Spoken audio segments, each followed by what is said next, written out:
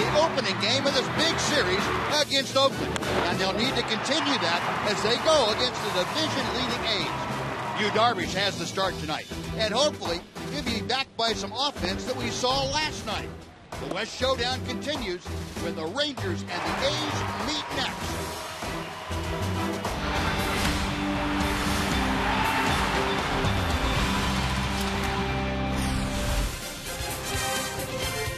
A great-looking night here at Rangers Ballpark in Arlington.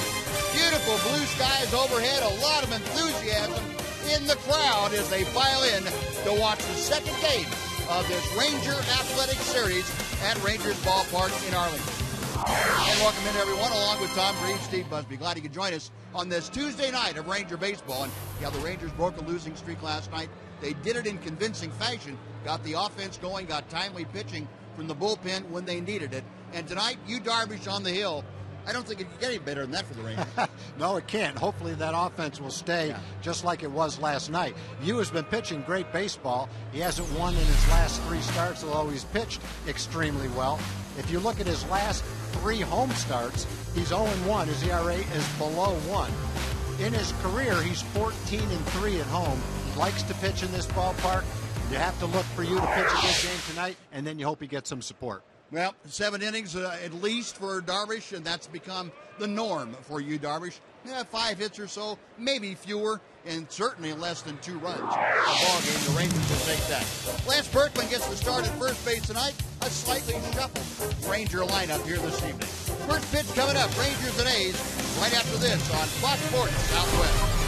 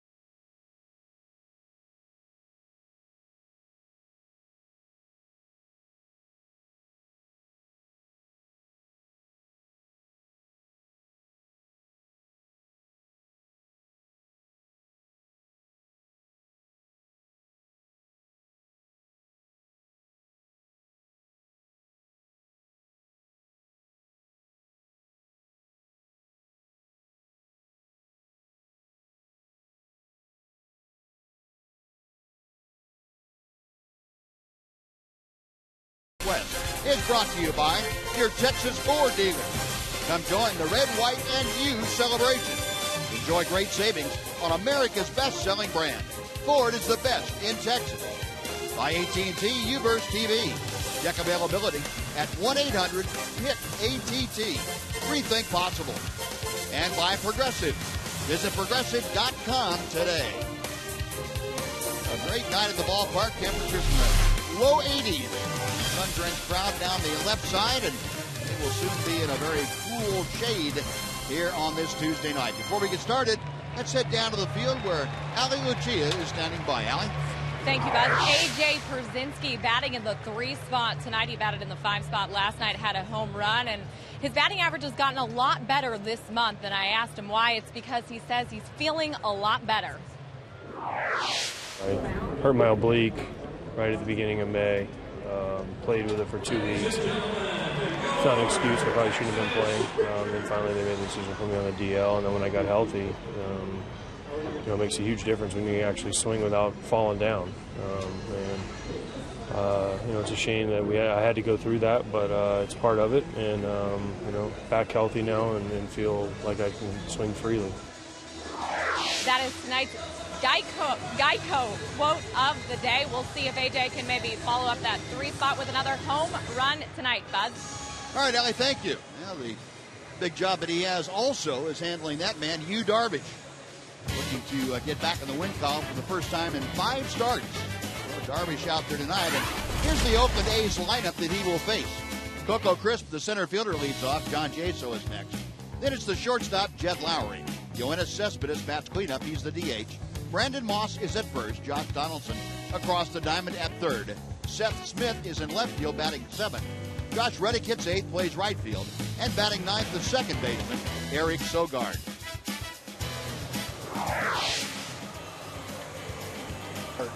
For Yu Darvish, 7-2 on the season, a sparkling 2.64 ERA. He's had 14 starts. He's pitched at least 7 innings in 4 straight starts, all no decisions. 14-3 career at Rangers Ballpark. 2 of the losses were to the Oakland A's. One was 1-0.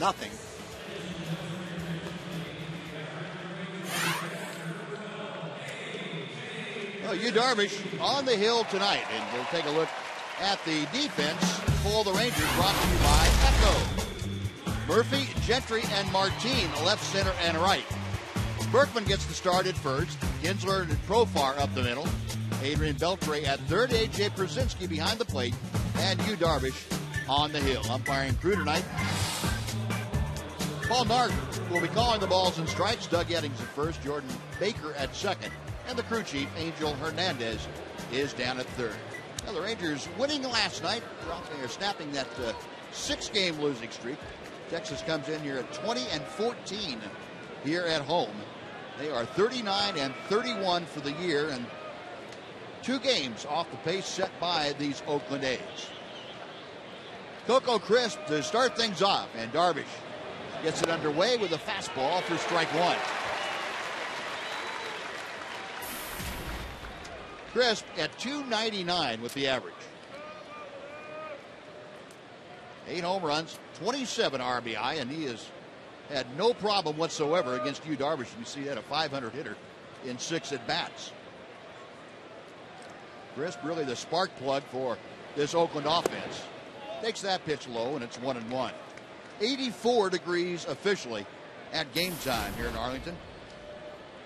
Very comfortable night. Breeze is drifting in from left field, so out of the east this evening.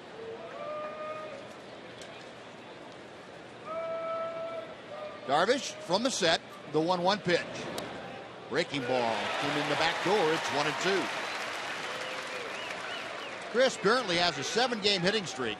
Kind of a wry smile as said something to Paul Narton and to AJ Przinsky. Looked like a quality strike. Yeah. Yeah, and I would guess if he's hitting that well against Darvish, he hasn't had to hit that last pitch. Probably been ahead in the count, gotten a fastball hit. I think you're right. Darvish with a 1-2. Spoiled a pretty good fastball away at 96. A little bit early in the game to see that 96-mile-an-hour fastball. Yeah. That's kind of nice to see. I kind of like to see that. Might as well break it out here early if you have it with you. Why not?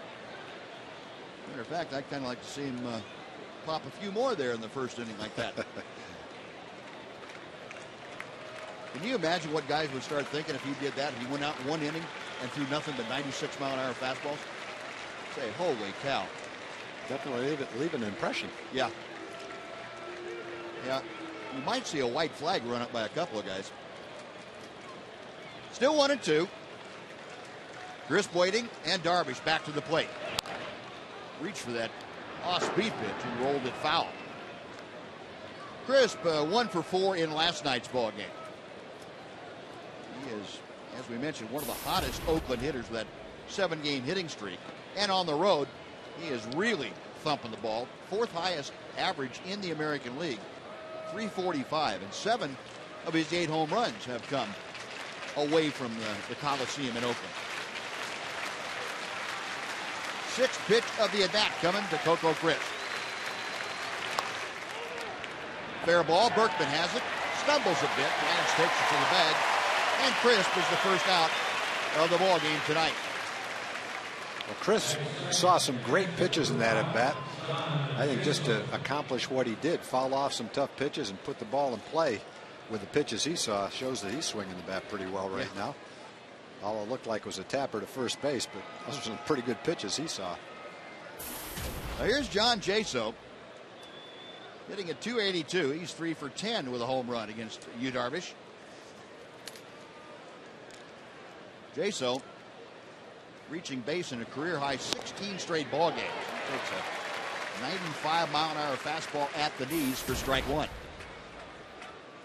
There's Jaso's average over those 16 games. Now, he hasn't hit in 16 consecutive, but he hasn't missed many, judging for that batting average. Check swing, it's a strike anyway. I don't know how many games he's thrown this many pitches 95 miles an hour. I know he did. I'm pretty sure he did the game in Anaheim earlier in the year. But other than that, it's usually 90, 91 right around now. Tried it again at 97. I'll tell you what, this is what I like to see from him. Me too. We have not seen him do that in the first inning that I can remember. 3 straight fastballs, and each one successively quicker than the one before. It's a great way to pitch if you can do it, and he's one of the few guys that can do it. The 1-2. Check swing on the breaking ball, and it's 2 balls, 2 strikes. Just gives a hitter so much more to think about when you're able to show him that virtually unhittable fastball, or at least one you can't do a whole lot with. You may make contact, because they know the other stuff is there. Jaso waiting, and Darvish is ready. The 2-2 pitch. He went around that thing in the dirt, and Jaso is the first strikeout victim for Darvish tonight. That right there, Buzz, is what throwing 97 miles an hour forces a hitter to do. Because you've got to gear up to hit the 97-mile-an-hour pitch. You've got to be quick. You have to feel like you have to start your swing a little bit sooner, and then you just can't lay off of that kind of a pitch. Guy's throwing 88 or 89 miles an hour, then maybe you can lay off that pitch. But when it's mid-90s, it makes it a lot tougher to lay off the breaking ball in the dirt. So a roller to first, a strikeout. Now here's Jed Lowry with the bases empty. Lowry hitting .297. Switch hitter, and he takes the first pitch way inside, goes all the way to the backstop. I think that hit the umpire right in the leg. At least it sounded like it did. Paul Nart is a little slow getting up off that one knee. Must have a good pair of shin guards on, because that thing, it hit him in the foot, I guess. Yeah. And he's got steel toes, steel reinforced all the way around that cleat. Now the 1-0 pitch. 2 balls, no strikes. Lowry 2 out of 3 in yesterday's game. Last 10 ball games, though, you can see the switch hitting shortstop not having the best of luck. 2-0. And 3-0. Darvish missing with 3 straight pitches after really dominating the strike zone.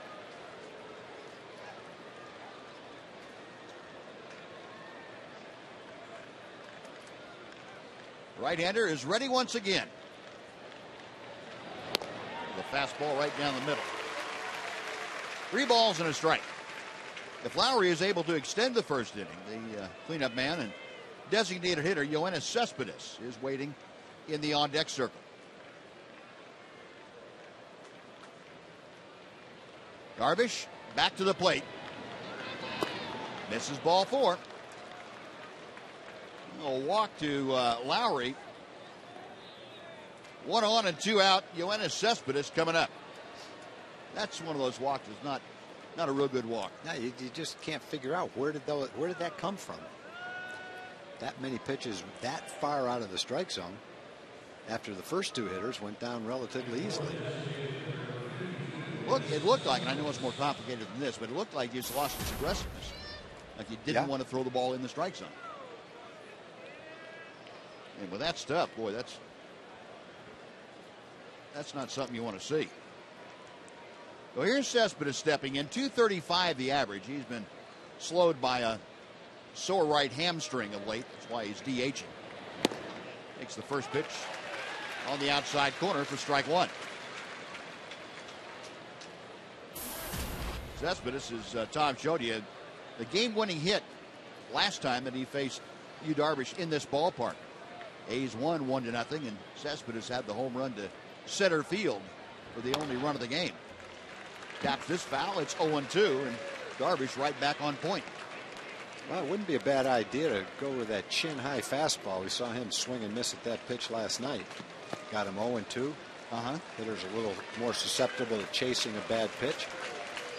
Pop that thing up there at 95 miles an hour up above his shoulders and give him a chance to try to hit it.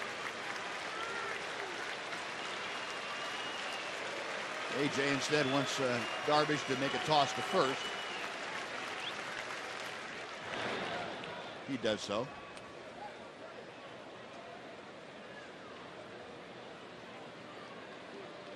Yeah, we'll see what AJ's thinking with. Wants the slider, and Darvish says, yeah, that's fine. We'll go with that. The 0-2. Got him swinging. Yeah, looks like that was a pretty good choice. Yep, not bad. Couple of punch outs in the inning, a walk and left stranded. Half an inning in the books. A's nothing. Rangers coming up on Fox Sports Southwest.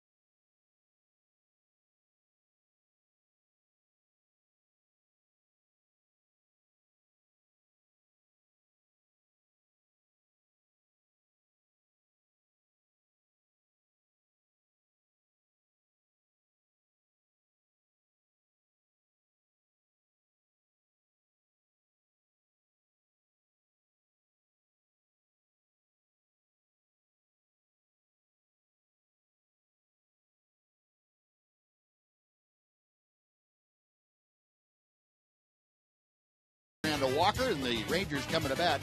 And the Rangers starting lineup is delivered by DeMontront RV.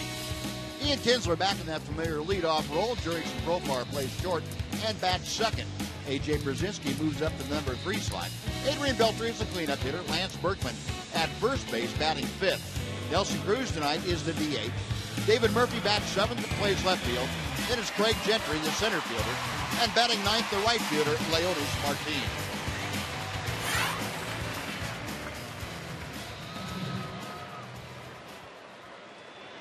Ian Kinsler coming to the plate. Kins had batted 3rd the last couple of games. There's the report on Jared Parker for you. Yeah, he's one of the good young pitchers in the American League. His record doesn't look that great, 5-6, 445. But he's been pitching very well. 4-1, 240, last 7 starts. May 22nd against the Rangers, 7 innings, 6 hits, 3 runs. He got a couple pitches up early in the game, gave up a couple of home runs early, and after that he really pitched well. He's got a good sinking fastball and a great changeup. And for a young kid, he's got a pretty good idea what he's doing out there too. This is outside the Kinsler. That evens the count now, and a ball and a strike. Now Parker, very similar to last night's starter Dan Straley as far as stuff goes, throws a little bit harder than Straley, but the same kind of approach, very much a bulldog type competitor. Low and inside, and the count moves to 2-1. Rangers were pretty rough on Straley last night.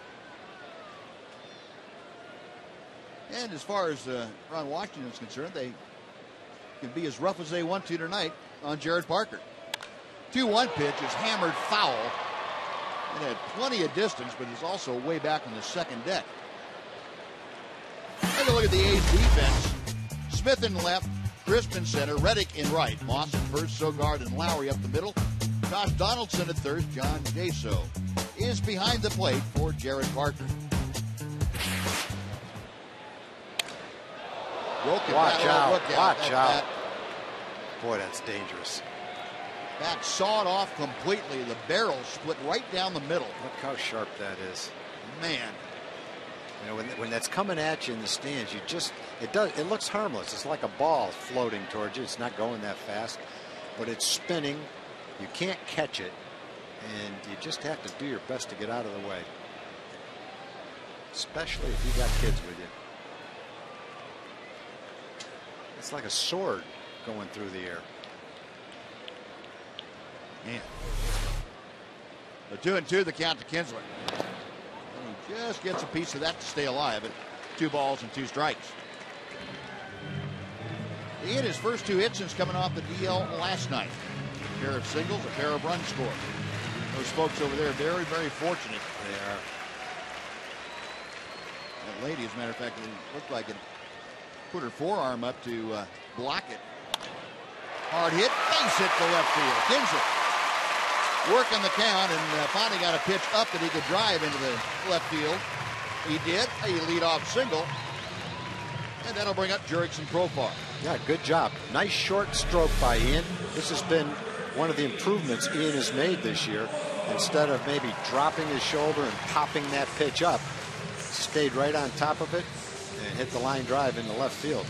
Nice short swing with 2 strikes. Well, you saw a good shot of him too, pulling those hands in a little bit. Yeah, keep him inside. Trying to keep the good part of the bat on the ball.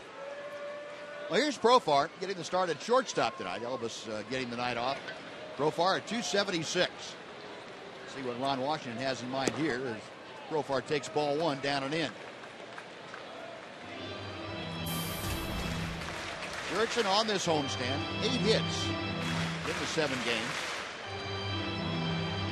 One of those games a 3-hit evening for him. There's Elvis. Joaquin Soria standing over there with Leonis Martin. Kinsler at first. Nobody out, a 1-0 count. And Parker going to work on Kinsler. Rangers with Jaso behind the plate are going to try and force the running game if they can. Jaso's just had a real tough time throwing out runners. About 10% is all he's been able to nail. Rangers would like to be able to get the running game going. A lot depends on Parker, though. And you can see how much he's working at keeping Kinsler close.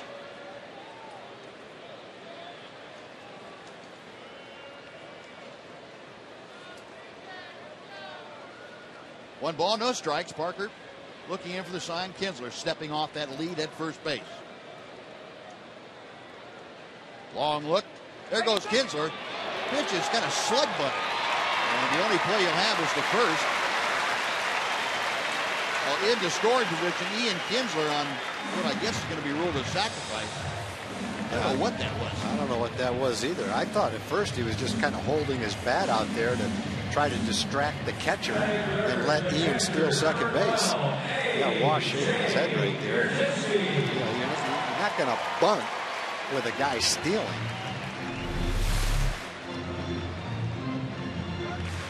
Maybe the It looked like he's trying to slap it towards second base. Yeah, it did, didn't it? But I don't know what that would have accomplished. He would have been thrown out at first base, and Ian was stealing on it anyway. Not sure what he was thinking there. No, Kinsler at second. Here is A.J. Brzezinski. And first ball swinging, he skies to left field. Seth Smith coming on, kind of a lazy fly ball. He makes the catch for out number 2. And it'll be up to Adrian Beltre if the Rangers are to do any damage here in the first inning. I know this, though. If I was scoring, that would not be a sacrifice bunt. I agree with you. I would not give him a sacrifice on that. I agree with you, but the official scorer doesn't. Yeah, you know, the batter gets the benefit of the doubt, but there's no possible way you can look at that play and even imagine that it was a sacrifice bunt. Elvis trying to explain a lot to Jurickson Profar because there's a lot the young man hasn't experienced. And Elvis, even at 25, certainly has had a lot of experience in comparison. You know, if you're going to try to take advantage of the fact that the catcher's having a hard time throwing people out, then you let the guy steal, let him get to second, and then knock him in. You don't want to give an out right there when he's trying to steal second base anyway. Or when he gets to second, if you want to sacrifice him over to third. Yeah, it's a different story. Beltre, as you saw, a .308 hitter. And he pops it up. Out beyond second base. Second baseman Sogard waiting for it to come down, makes the catch, and that'll do it. Well, the Rangers get a leadoff single, but leave Kinsler stranded. We're going to the second. A's nothing, Rangers nothing on Fox Sports Southwest.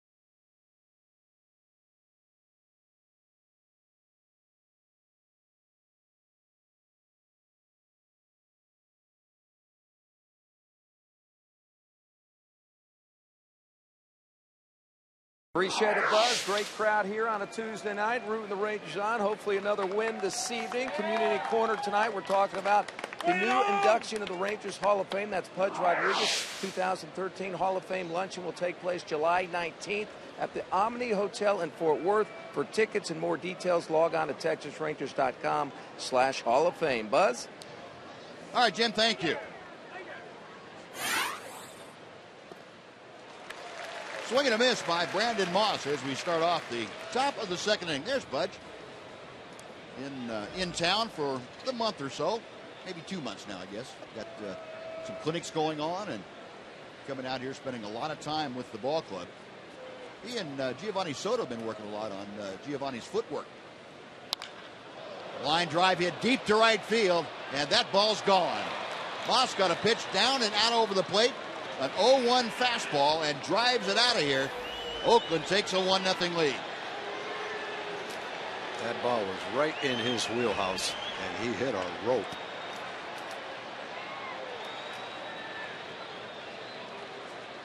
Well, Moss with his 14th, make that his 13th home run of the season, gives Oakland the lead. Now, you can pitch to Moss. He's a 230 hitter.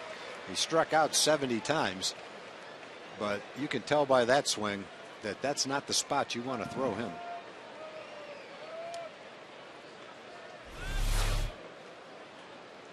Now Josh Donaldson will come up. 394 feet, the estimated distance on that line drive off Brandon Moss's bat. Big breaking ball, and then backs Donaldson off, comes into the inside corner for strike one. Josh Donaldson, a .303 hitter. You can see he's 0 for 5 against Yu Darvish career-wise. 10 home runs, a team-high 43 RBI. Another breaking ball.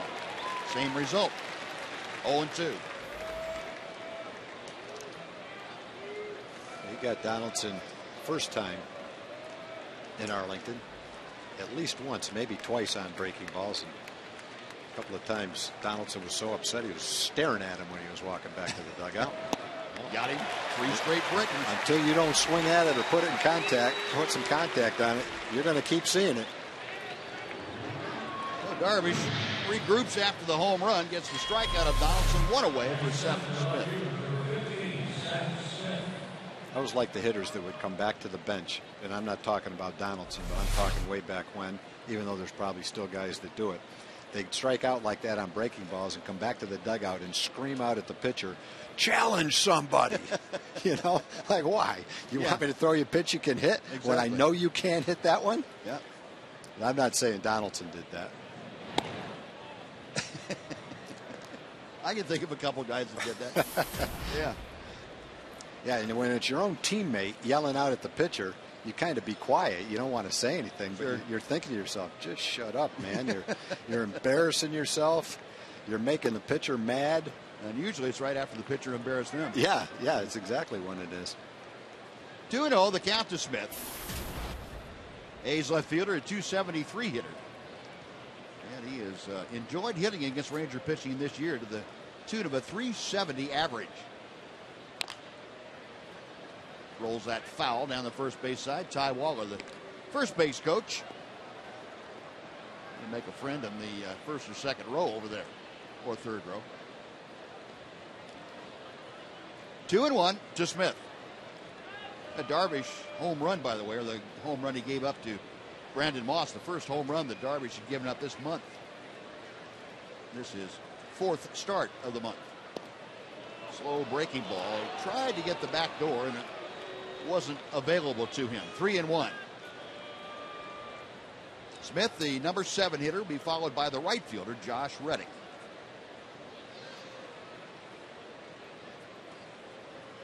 Darvish back to the plate.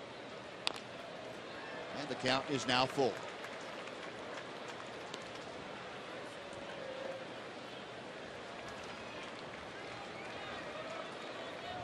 Smith, a modest 2-game hitting streak coming in. He was 2 for 4 in last night's ball game with a double.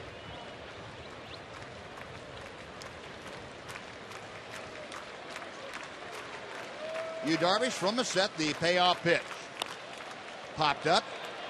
Beltre going into foul territory. Has room in front of the stands. Makes the grab. That is out number 2.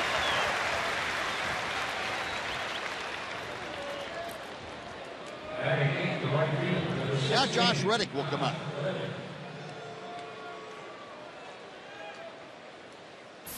Reddick took an 0 for 4 in last night's game, and he has been struggling of late.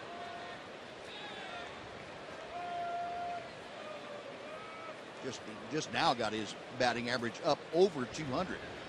He had missed considerable time with the injury.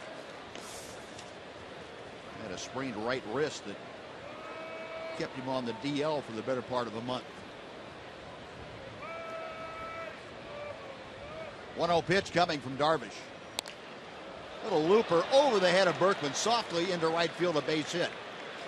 Big turn at first, and throwing behind is Leonis Martin with Brzezinski there, but Reddick didn't make that big a turn. Yeah, Leonis is not a guy you want to mess around with out there, because we've seen that out.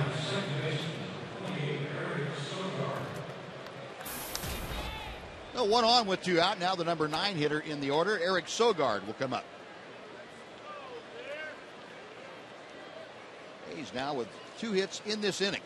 Leadoff home run, now a 2-out single. Sogard last night 0 for 1. Had a sacrifice fly, though, as he drove in his 8th run of the season.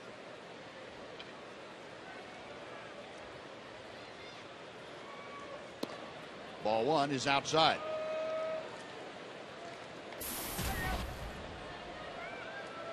.265 for Sogard. Still looking for his first home run. Reddick, the lead from first. Darvish misses high and away, and it's 2-0.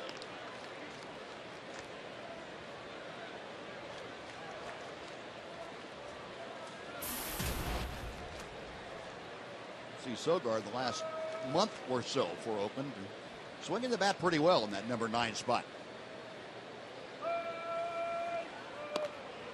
Fastball for a strike. 2-1.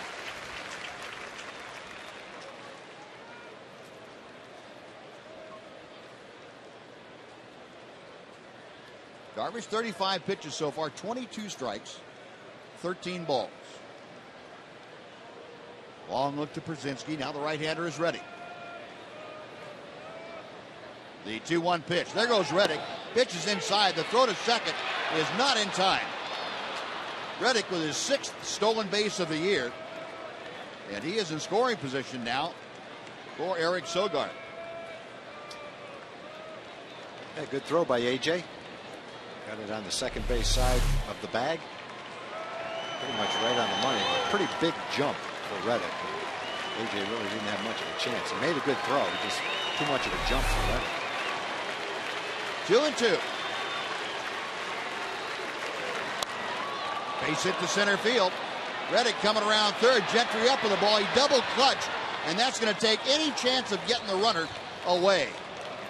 Now Gentry comes up cleanly with the ball and makes the transfer and quick throw. He might have had a shot, but Reddick with very good speed able to score from second.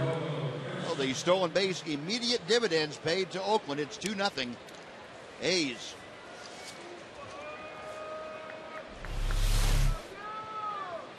Well, Sogard's been up 150 times. That's only his 9th RBI, but did a nice job of hitting. Got a breaking ball down and served it out to center field with 2 strikes.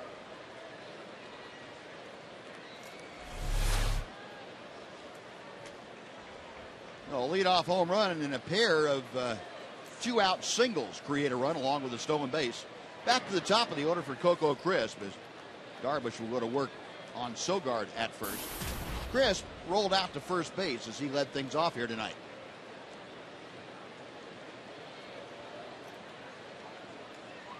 Darvish a check of first. The pitch in for strike 1. Like the cut fastball from Darvish.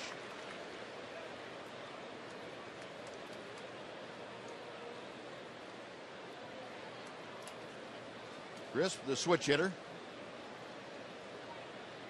Not ready to see Darvish's 28th pitch, or 20th pitch of this inning. Fouled away, and it's 0-2.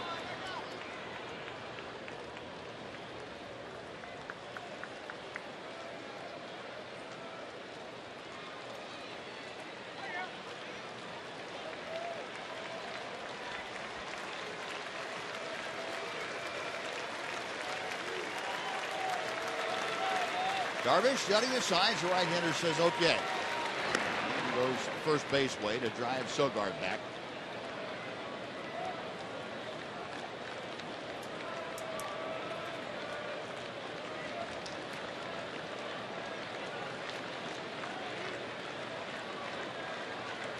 Darvish to the set. And misses badly high and outside, 95. And couldn't quite get it down. It's 1 ball and 2 strikes.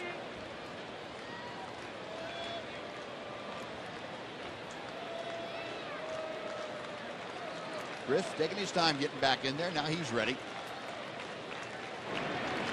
Darvish almost got his feet tangled up as he was trying to make a quick turn to first. Coco Crisp, the third toughest to strike out in the American League. I really saw that in the first at bat. The ball he put in play, the balls he fouled off with 2 strikes. A swing and a miss. The ball hits the bat, and the throw to first, and they got him anyway. Wow. Yeah, nice play by Lance Berkman and AJ Przinsky. The A's get a pair on 3 hits. They strand 1. Bottom of the second, 2-0 Oakland.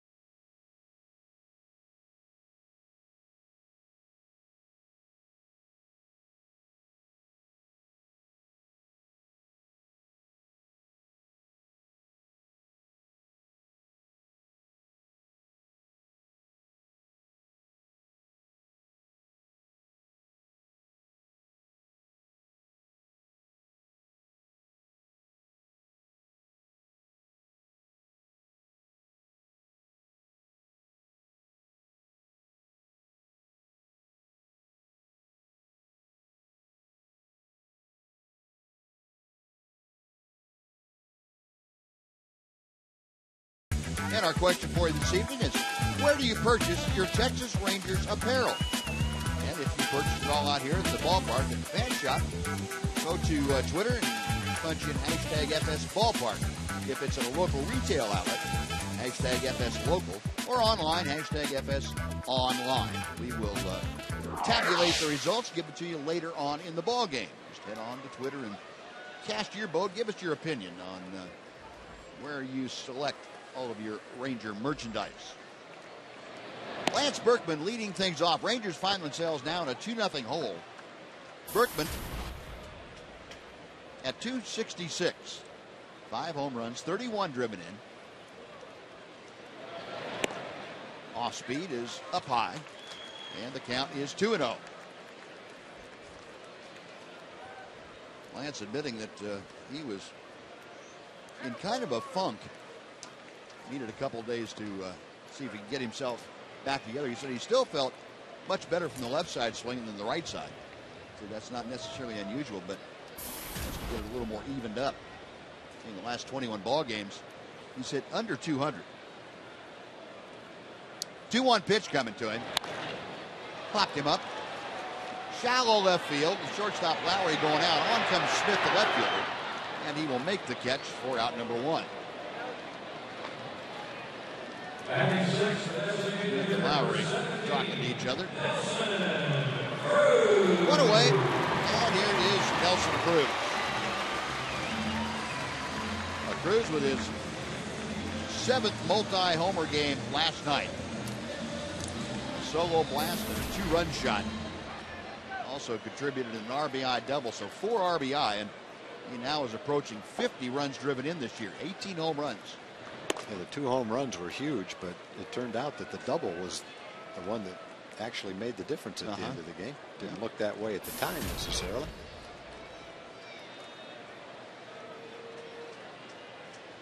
Parker's next pitch, way outside. 2 balls, no strikes. Parker was the 9th pick in the 2007 draft by Arizona. Then the A's traded Trevor Cahill just as his contract rose to pretty high levels. They wanted a veteran guy, and they traded Parker along with Ryan Cook. Other players in the trade too, but those were the key guys for the A's. They got a key setup guy and a starter for a veteran guy they really didn't want to pay anyway.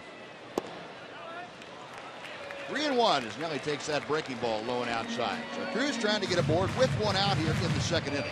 David Murphy, major left fielder, to follow.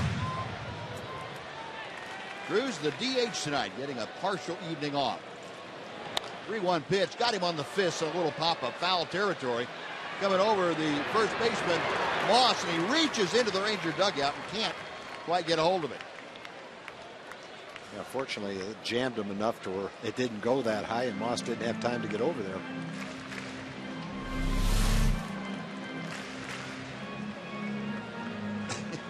Watch out, Adrian. Yeah, he's trying to get out of the way in a hurry without pulling that hamstring. Yeah, be careful. Well, it's 3-2 now to Cruz.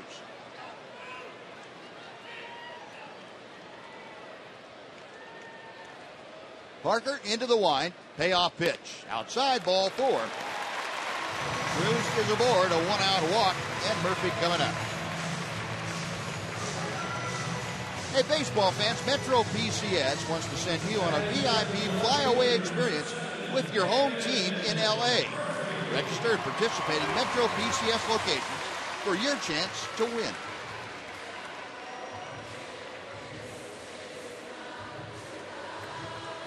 David Murphy steps in, hitting at .212, 8 home runs, and 27 RBI. Murph had a double in last night's ball game, 1 for 4. Cues one foul off the end of the bat toward the A's dugout, and it's 0-1.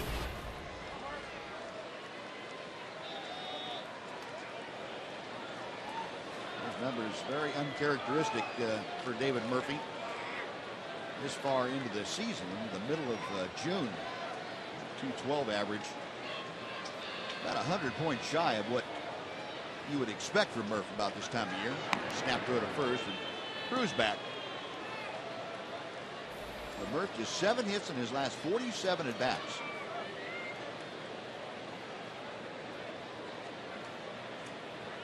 (0-1). Cruz establishing a modest lead at first as Parker sets. Key shot up the middle. The second for 1. The return not in time. Murphy able to beat the return, and so he will be at first now with 2 outs after the fielder's choice.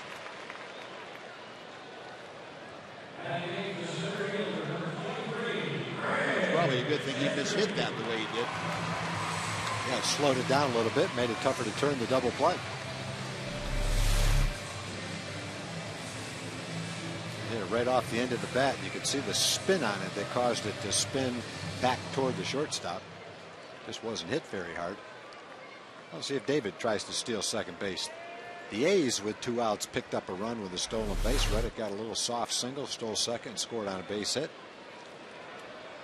The Rangers try the same thing. Greg Gentry, the hitter. The first pitch to him is low and outside for ball 1. Gentry, .219 the average. This is the second start now on this homestand that he's had against a right-handed starting pitcher. Most of the time, up until this time, it had been Leonis Martin in center field against right-handers. And there's a breaking ball that comes in the inner part of the plate. It's 1-1. Ron Washington trying to mix and match a little bit. He gave Cruz the partial night off as the DH and moved Leonis Martin over to right field. So Gentry in there at center. 4 for his last 33. Murphy dives back. The throw by Parker.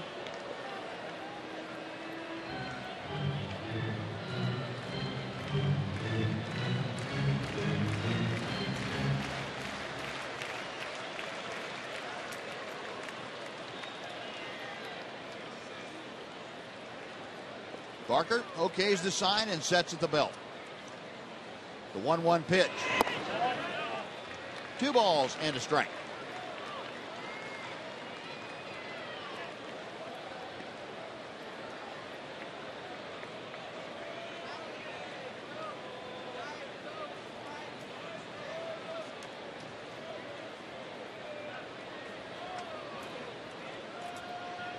Parker, 2011 was when he made his major league debut with the Diamondbacks. Just for a short cup of coffee. The center field, Griff going back. Still going back near the track and makes the catch. And Gentry a long out. The Rangers are gone in the second. No runs, no hits, one left. On to the third we go. Oakland 2, Texas nothing. Fox Sports Southwest.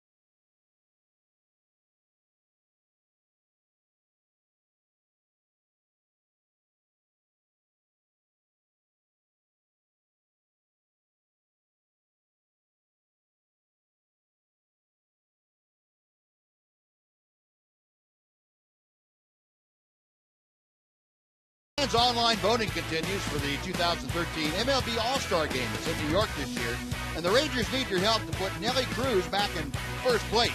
Go to TexasRangers.com. You can cast up to 25 ballots online and learn how you can cast an extra 10. Fans that vote up to 25 times receive a 50% off ticket offer. You know, get Nelly and Elvis and Adrian and everybody on that ballot. Send him to New York for the All-Star break. John Jaso leading things off. Joining us this half inning, Major CEO Nolan Ryan. Nolan, we appreciate you stopping by and joining us. Hey, Buzz. Glad to do it. How happy were you to see runs on the board last night? Uh-oh, hang on. Right field and deep off the bat of Jaso. That's gone. Darvish. Another 0-1 pitch leaves the ballpark to the first hitter of an inning. Last inning was Brandon Moss. Tonight, the third inning, John Jaso with his second home run of the year. It is 3-0 Oakland. You know what's interesting is that Oakland has put a lot of left-handers in against you, and they've been hitting his fastball. And I think a good example of why they're putting left-handers in against him is after Moss hit that home run, Donaldson came up and you threw him 3 sliders and he had no chance against them. And so seems like they're pretty much sitting on his fastball right now. And they've gotten a couple in pretty good hittable spots. There's a breaking ball, or maybe a cut fastball for strike one.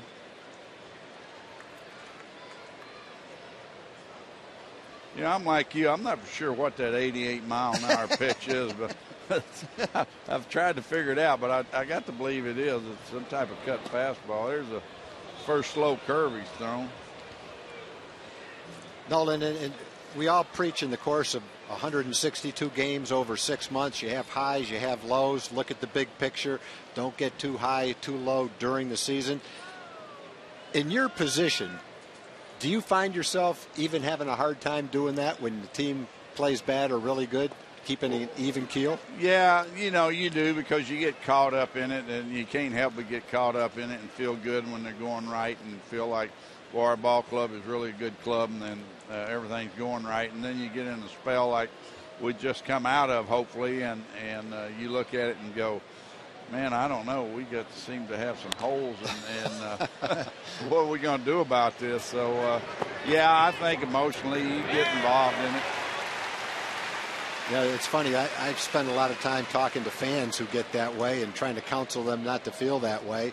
And then I go home and I say to myself, well, I can't blame them because I feel exactly the way they do. It's hard not to. And when you're emotionally attached to it like we are and we live it day to day, it's hard not to. And when the guys are struggling and they're not on their game, and you start wondering, well, you know, are we going to come out of this, or is this a pattern that we're going to follow throughout the year? And as you and I and Buzz know that that's baseball, you know, and there's going to be these ups and downs, and you just can't get too low with them, you can't get too high with them, and you have to kind of stay as even as you can and realize that every team's going to go through that, and it's just part of a major league season. You know, it's funny. No one probably keeps an evener keel than you do, but at the same time, I bet you there's a lot of fans that are feeling pretty good to know that you might have some of the same feelings they do. Well, you know, I do, and you know, you have to put the game after it's over behind you and start looking forward to the next one. And you know, I think too, you know, as long as you don't have injuries, those are the things that are hard to deal with. Guys are going to go into slumps, and they're going to have periods where they don't play well, but they're going to come out of that, and the injuries are the ones that really get you. Check swing by Cespedes, and he is gone. Well, he's got them both ways we talked about, Buzz. That's the high fastball that he could have thrown, and last time he got him with a slider. So kind of what you were talking about with right-hand hitters, left-hand hitters, Nolan. Yeah, he got him in between them because I think he was probably looking for the slider, and that fastball was up and in, and there wasn't any way he could hold up on it. Watching that replay, I'm surprised he didn't pull something. Yeah. Trying to stop that swing. Well, Noah, trying to keep it on an even keel. You got a lot of people that make antacids for a living that if we were able to keep it on an even keel, they'd be out of business. Well, I can tell you this. I used a lot of Tums during that period. Yeah. And I don't think it was Ruth's cooking.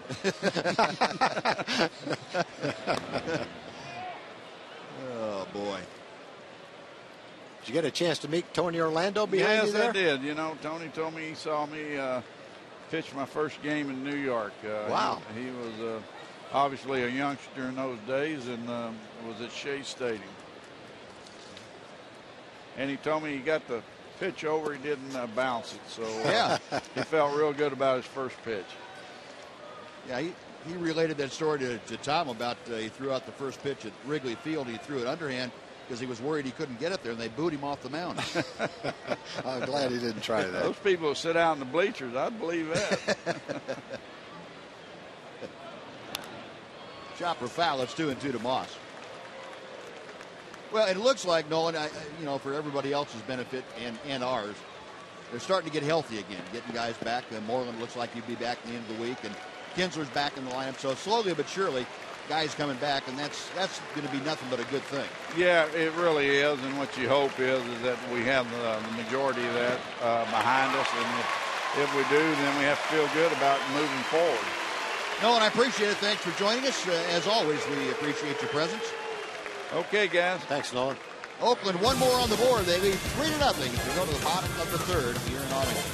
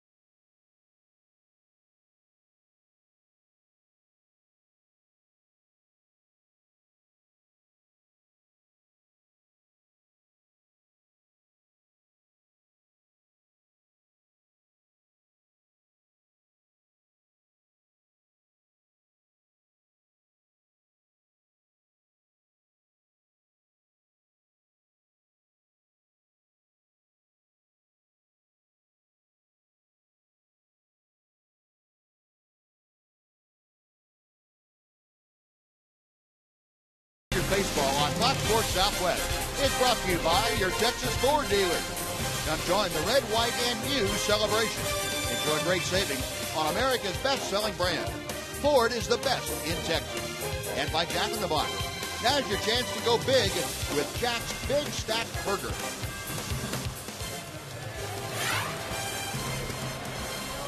Now, bottom of the third inning, Leonis Martin, the number 9 hitter, to lead things off. Rangers down by a 3-0 count as Martin takes a strike at the knees. Jared Parker only 28 pitches through 2 frames. He has been very economical. And he is in one of those streaks now where he's getting run support to go along with his very good pitching.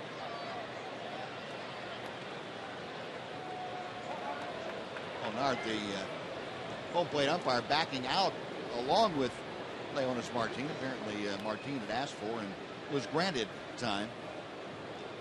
Parker has gotten 4 runs of support or more in 4 of his last 5 outings, and that has lent itself to his good pitching and making him on the upswing.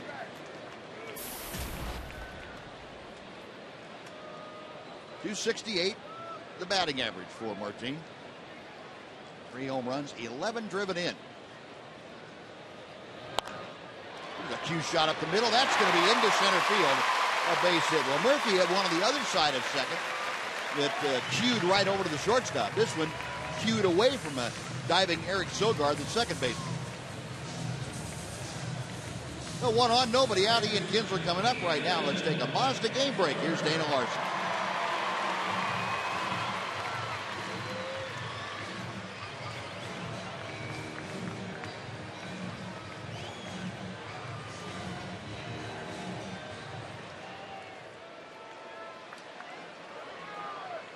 All right, Dana, thank you.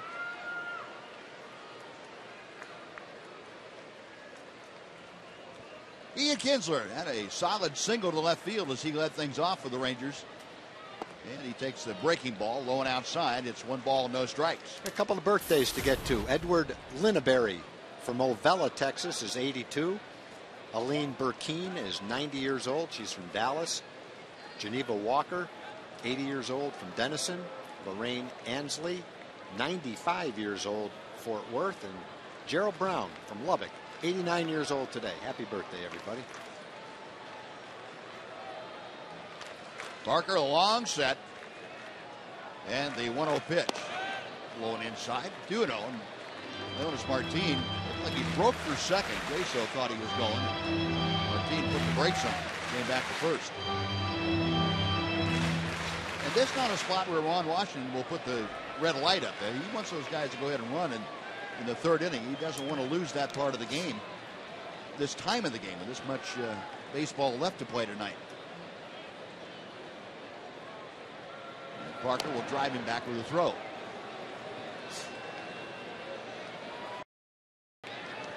Gary Pettis over there at third, going through the series of signs. Ian Kinsler received it. Home plate, and Leonis Martin over at first base. 2 balls, no strikes. Another quick throw to first.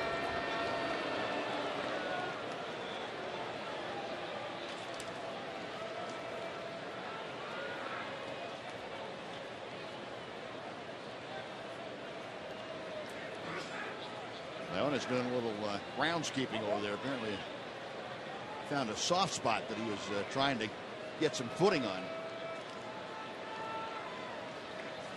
Now everybody's ready. Pretty good lead for Martin at first.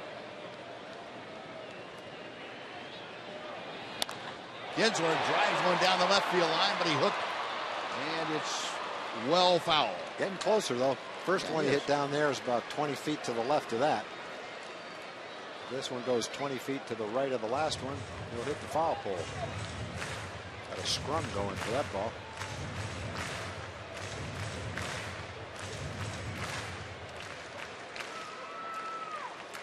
Nice going. 2-1 the count. Parker, a long look in. Jaso going through the signs. The right-hander's ready. And he will make another move to first.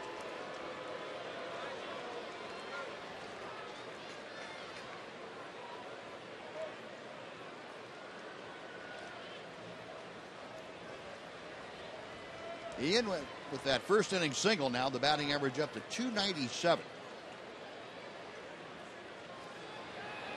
Parker sets. And the 2-1. There goes Martin. The pitch is high, or low. The throw is high. And Martin has swiped second. The Rangers taking advantage again of John Jaso. Leonis Martin's the 11th stolen base of the year. Well, Kinsler probably would have stolen second base in the first inning if Profar hadn't have bunted. The other opportunity, David Murphy was on with Gentry up. Never got the jump and never went. That probably won't be the last attempt. A 3-1 the count to Kinsler now with Martin at second. Nobody out here in the Ranger third. Breaking ball is low. Ball 4. That puts 2 on with nobody out, and Jurix and Profar coming up. I think Parker is well aware of those hard hit foul balls that Kinsler hit on fastballs, and 3-1, knowing Ian's probably looking for a fastball. He didn't want to throw him another one right there, so he threw him a breaking ball. Ian was still able to lay off it. Well, folks, come on out to Whataburger tomorrow and meet Rangers pitcher Neil Kotz. He'll be at the Lancaster location on North Beckley. Don't miss the chance to win great prizes and meet one of your Texas Rangers at Whataburger. And we got Rangers all over the Metroplex going to Whataburgers. They love Whataburgers. Man. An autograph of the whole team if you go to all the Whataburgers. Oakland looking for the bunt. Profar's around, and he bunts it in the air. A quick throw is not all they got him. He got called out at first and almost twisted an ankle, but I thought he had beaten the play. First base umpire Doug Eddings throwing up that right fist. Well, it looked like it was going to be a fairly easy play at first when you saw the bunt. And then when the ball hit the ground, it turned into a pretty tough play. Jaso's lucky he made that play. Well, second straight sacrifice for Profar. This was a little more conventional than the first one.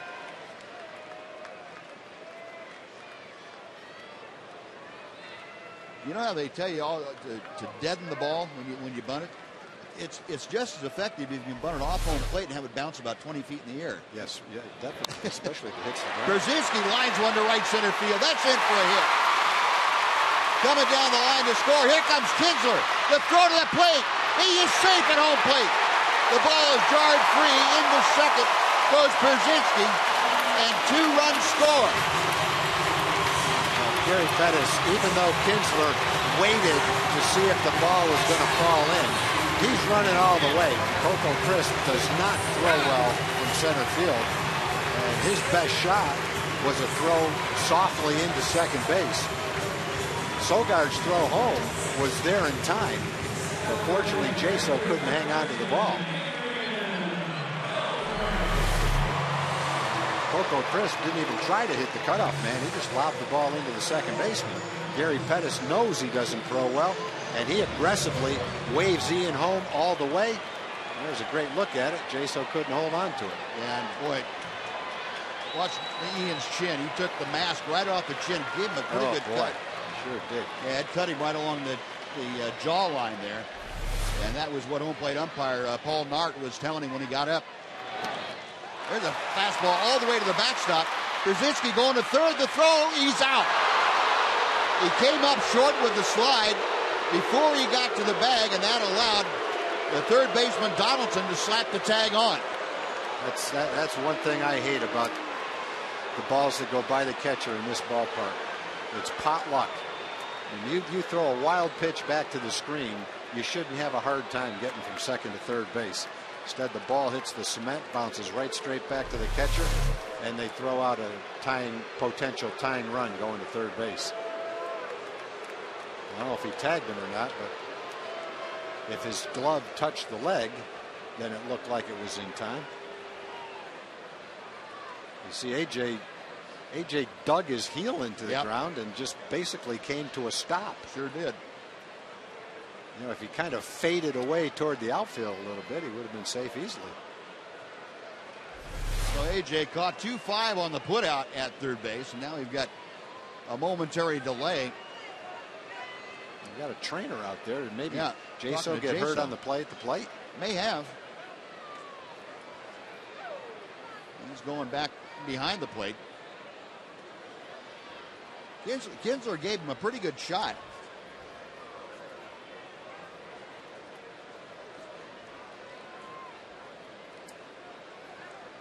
Here's that play again with Ian Kinsler scoring from second base. Pretty good collision. Jaso's got the plate blocked pretty well.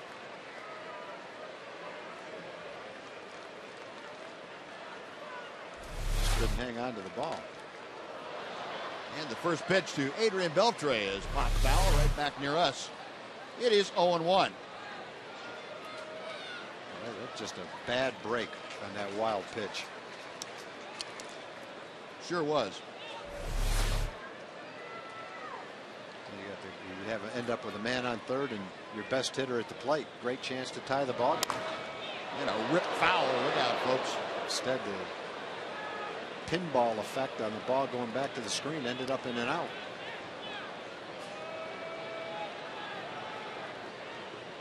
Yeah, and I guess if there's one guy on the field that is probably aware of that as much as anybody, be AT Przinsky. You saw him on that replay we had. He was not loafing down to third. He knew that there was that possibility. Pitch in under the feet of the rope skipping Adrian Beltre. That's why he does that on those pitches in, so he can jump right over it when he has to. 2 balls and 2 strikes. Adrian, as you see, popped out his first time. Watch this footwork. Whoop. Boy, Jaso's getting beaten up back there. Now Parker's 2-2. Got him swinging. Side retired, but the Rangers get back into the game. They score 2 runs on 2 hits and nobody left. On to the 4th we go. A's 3, Rangers 2. Fox Sports Southwest.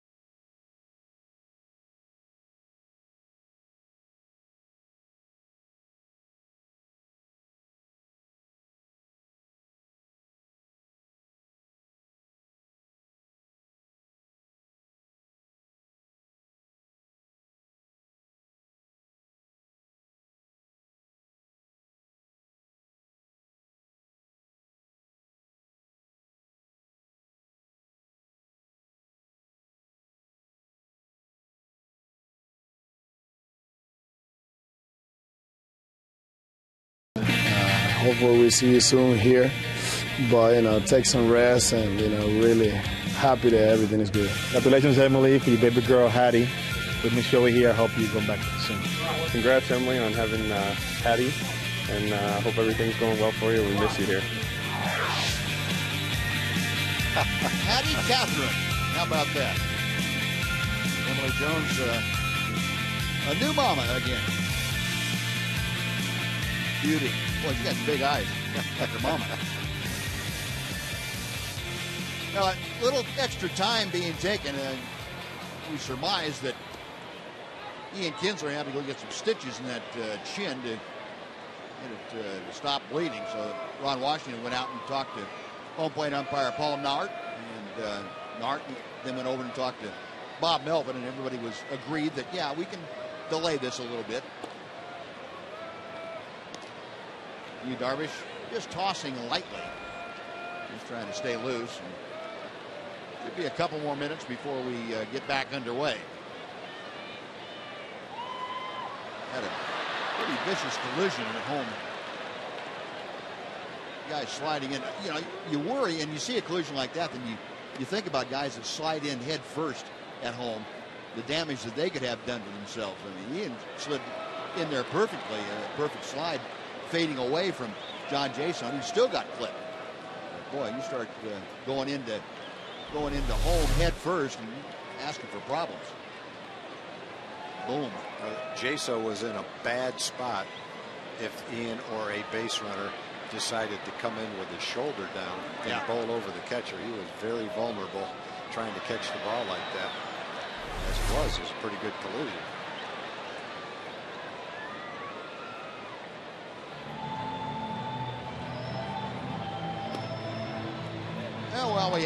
Well, we have a second. Okay, we're going to go to Jim Knox while we are waiting. Jim, it's all right, Buzz. This was the scene before the game. The Fox Sports Southwest Fan Express rolled in. And on board, Mike Hudson and 50 of his closest friends. The reason why Mike Hudson brought 50 of his closest friends was he was the big winner of the Fan Express auction last year that benefited the Wounded Warrior Foundation. Mike is on hand. And how was the bus ride over, Mike? Oh, we had a great time. Eddie was a wonderful host. We just had a wonderful time. And you got to meet Nolan Ryan before the game. That was part of that auction. What was Nolan like? Larger than life. Very gracious, kind man. It was just an honor to be able to meet him. All right, well, how did you guys enjoy riding with Mike on the bus here? Of course they're going to say that, Mike. All right, appreciate it. Congratulations, and enjoy the rest of the game. We will. Thank you very much. There you go. Thank you, Buzz. All right, Jim. Now Ian Kinsler back out. I would guess some stitches in there, or at least some butterfly patchwork done of it. Had chin bleeding immediately after he got up from that collision at home plate. And Paul Narth, the home plate umpire, said, "You better head off to the trainer real quick." Jurickson Profar seeing Ian come off he said, "Oh, get that out of here." I guess Profar is never going to be a doctor.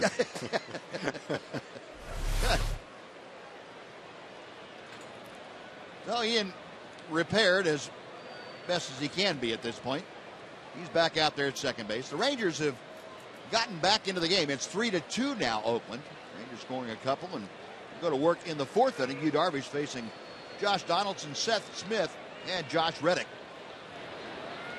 And when you see the blood on Ian's jersey, kind of brings back memories of a long time ago when Nolan Ryan took the ball off the bat of Bo Jackson. Had blood on his shirt. That's a fairly famous Ranger photo. Cut that lip up pretty good.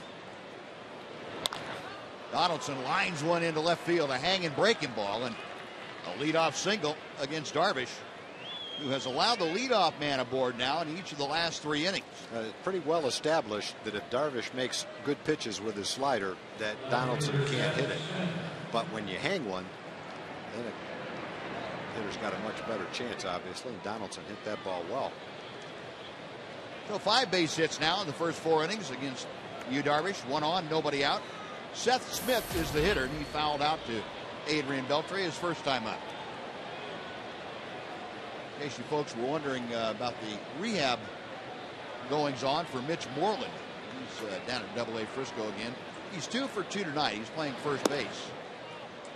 Went 0 for 3 last night as the DH, but tonight he's back in the field and 2 for 2, a single and a double. And Mitch, plan is for him to play tonight and tomorrow night, and then probably rejoin the ball club. He'll be able to be activated on Friday when the club goes to St. Louis. Chopper foul at the plate. It's 1 ball and 1 strike. Rangers today, of course, optioning Chris McGinnis back to AAA. Brought up Robinson Chirinos.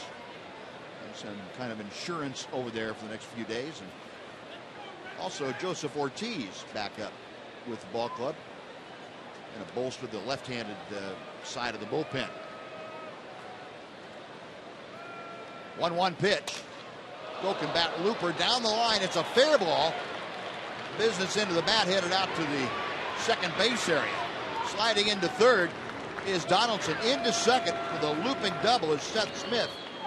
And the A's coming back. They have their first 2 men aboard. Second and third now, nobody out. And Josh Reddick. Ball look, I hit right off the end of the bat. The bat shattered in two. And the ball stayed fair.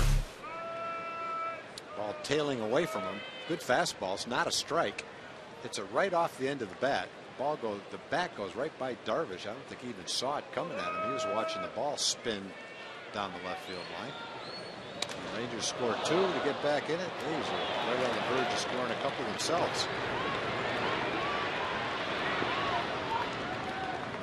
Well, the Rangers now going to pull the infield all the way in with nobody out. Josh Reddick had a base hit in the second inning, came around to score. Reddick 1 for 1, now hitting at .211.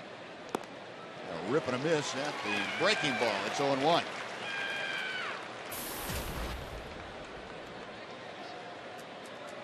Reddick had a 2-out single, stole second in the second.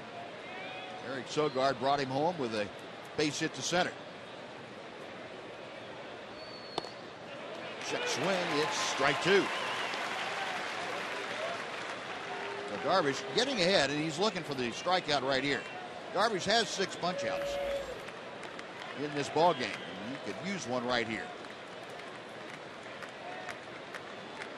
The 0-2 pitch in the dirt. It gets away from Brzezinski. Here comes Donaldson. He will score on the wild pitch, and boy, Donaldson got as good a jump as you could possibly get on that ball in the dirt. 4-2 Oakland.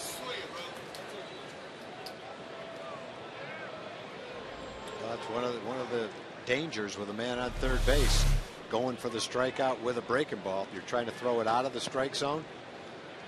Love to throw it just barely where AJ can catch it before it hits the dirt. That's the threat, that it hits the dirt first and caroms off the catcher. Now it's 1 ball and 2 strikes.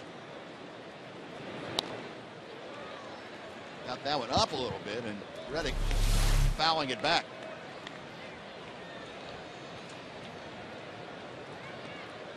Good play by Donaldson. Well read. Very little hesitation there.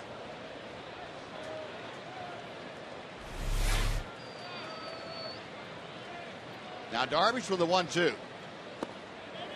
2-2.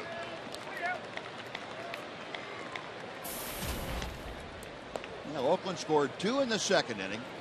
Solo home run to lead things off for Brandon Moss. Then the 2-out damage by Reddick and Sogard. Leadoff home run in the third by John Jaso made it 3-0. Rangers came back to make it 3-2 in the bottom of the third. Now a broken bat ground ball foul, and Reddick will have to get a new piece of lumber. And then the A's have come up with one, and they're still looking to do more damage here in the 4th inning. Leadoff single followed by a double. A wild pitch played at the first run, and Rangers trying to, with the infield all the way in, cut off that second run.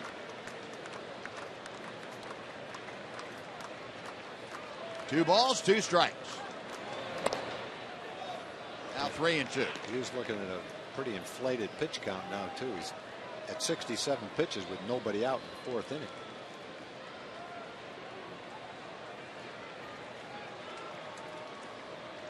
Right-hander is ready. The payoff pitch on the way.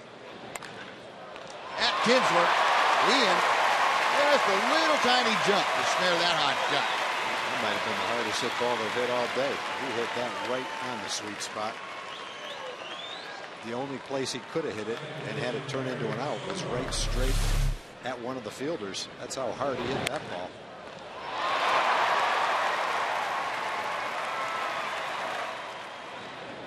Bad feeling for a hitter. Hit a ball like that. End up 0 for 1.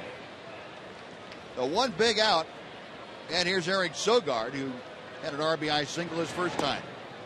Breaking ball is inside for ball 1. Sogard now with 9 RBI. Average at 270. Rangers keep the infield in, and maybe a step or so to the right for the left-handed hitting Sogard. Chopper to first.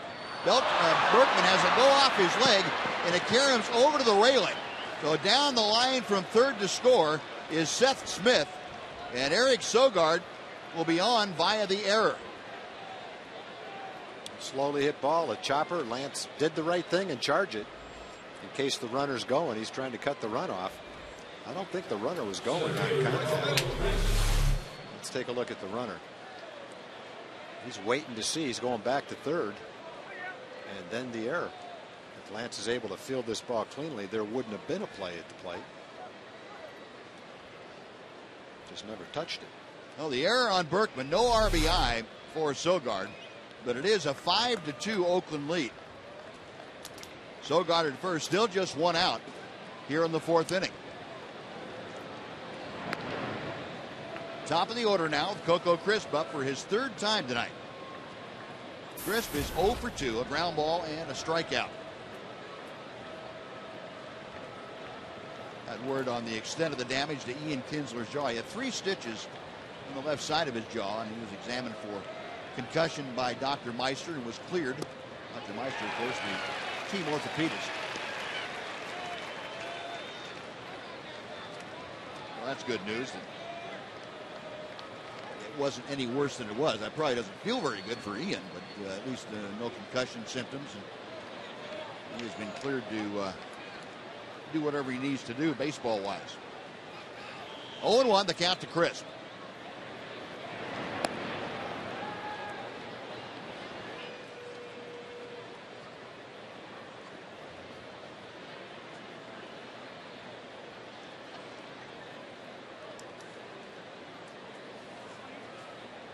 Crisp now back in, taps the outside of the plate with the business end of his bat. Darvish working a little more slowly. Check swing, the pitch is low. It's 1 ball and 1 strike. Well, one thing we haven't seen since the first inning, and that's anything above 95 miles an hour. Saw about 5 or 6 fastballs like that in the first inning, but not since then. Wonder if he got chased away from it. I don't know. The 1-1. 1-2. Yeah, you get a couple of those turned around, or at least ones you felt like you threw pretty well, and have them turned around into the seats. It'll make you a little bit hesitant to throw maybe your best fastball later on. I'm not sure what the velocity was on the ball that Moss hit that ball down and in. And that was a fastball that got turned around. Yep. But that had a lot more to do with location than velocity. He just let it get in a spot where it could drop the head of the bat on it. But, you know, we pitchers are not real bright about that. If you throw your best fastball, it doesn't matter where it is. If it gets turned around, you're saying my fastball is no good. Yeah, I can understand that. No matter where you throw it. Yeah. That's just part of the DNA flaw that pitchers have. That's kind of human nature. I understand that part of it. A ball and 2 strikes to Crisp. Darvish having to grind out here tonight. Trailing 5-2 and trying to make sure that it doesn't get any worse. You got 1 on, 1 out. Got him swinging. Second straight time he's gotten Crisp. Toughest guy to strike out. One of the toughest guys to strike out. He's got him twice. 7 strikeouts for Darvish. 2 away now, and John Jaso coming to the plate.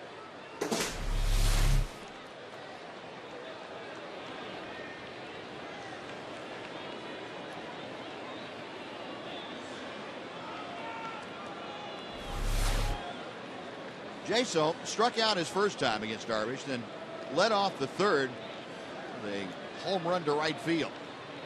For Jaso, just his 2nd home run of the year. He's up there with Sogard at first, 2 outs, 2 runs across here in the 4th inning.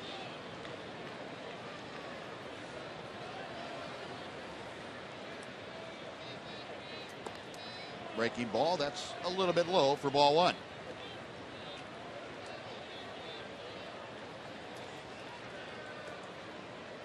Darvish 75 pitches thus far and 49 strikes, 26 balls.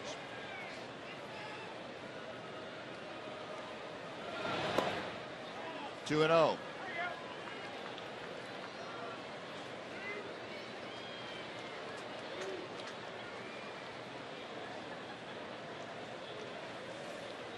Jaso, a .285 hitter. And Darvish sets a check of first. 2-0 pitch. It's 3 balls and no strikes. Darvish falling behind here to Jaso and working carefully to him, I would have to think, after having hit that home run last time. Jaso getting a little more respect than he did the time before. 3-0 pitch. That balk will take Sogard down to second base. I have no idea what happened to make Darvish stop.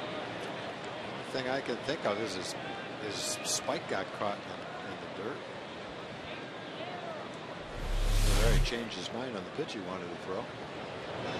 He did. He hit his heel. Hit his heel as his foot came down through. There's a strike to make it 3-1.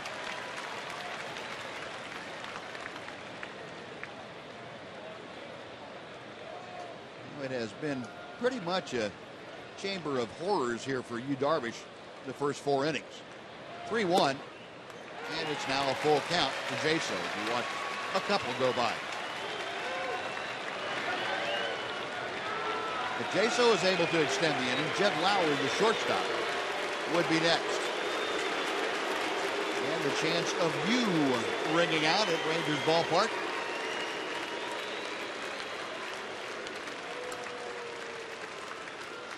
Payoff pitch on the way. Got him swinging.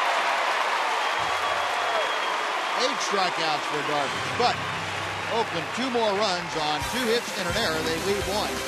After 3.5, 5-2 Oakland on Fox Sports Southwest.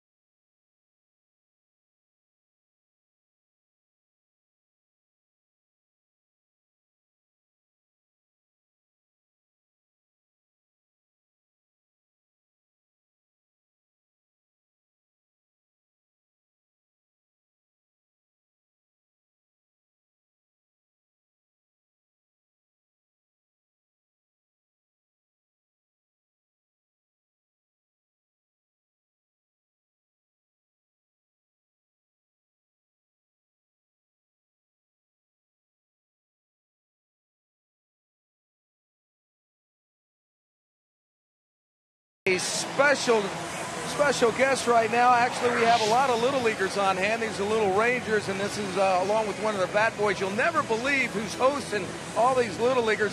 Why, it's our favorite quarterback of all time, Roger Staubach. How did you get involved with this? What is this all about? I've got a grandson on this team, and I love watching these guys play baseball. So if you were giving advice to your grandson, would you say football or baseball right now? Well, I played baseball through college, so I could go either way. So I like both sports. I played both of them all through college, and I love baseball and I love football. So I guess I didn't answer that question, did I? No, that's very diplomatic by you, Roger. Okay, appreciate it. Well, good seeing you, and enjoy the rest of the game. Way to go, guys. There we go. Okay, another one fan of Profar right here. All right, Buzz. All right, Nazi. I think what Roger did is he gave himself an option to play either one. He was better at football than baseball, and he went with football. Little nubber off the bat of Berkman. Parker bounces off the mound, throws and gets him. And Lance is 0 for 2, and that's how the 4th inning starts for the Rangers. A 1 out, Nelly Cruz, who walked the first time that he faced Garrett Parker, will step to the plate. so far tonight, the A's have had an answer for them, the Rangers have done. A's with 2 in the second, 1 in the third. Rangers answered to the cup, got within 1. And then Oakland coming back with 2 in the top of the 4th. Parker to the wind. And nearly a rip and a miss at the breaking ball.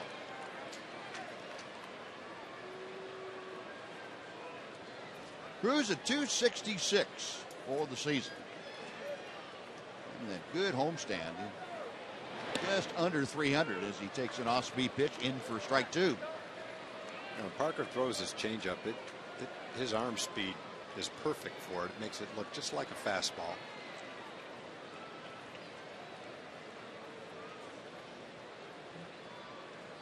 Right-hander winds.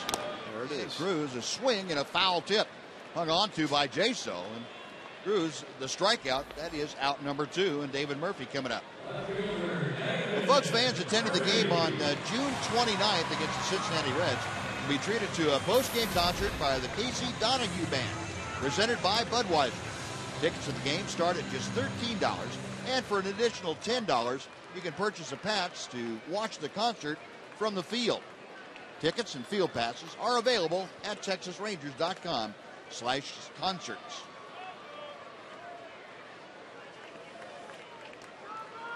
A 2 up, 2 down, David Murphy on via a fielder's choice, his first time. Off speed, that dips in there. It's 1-1.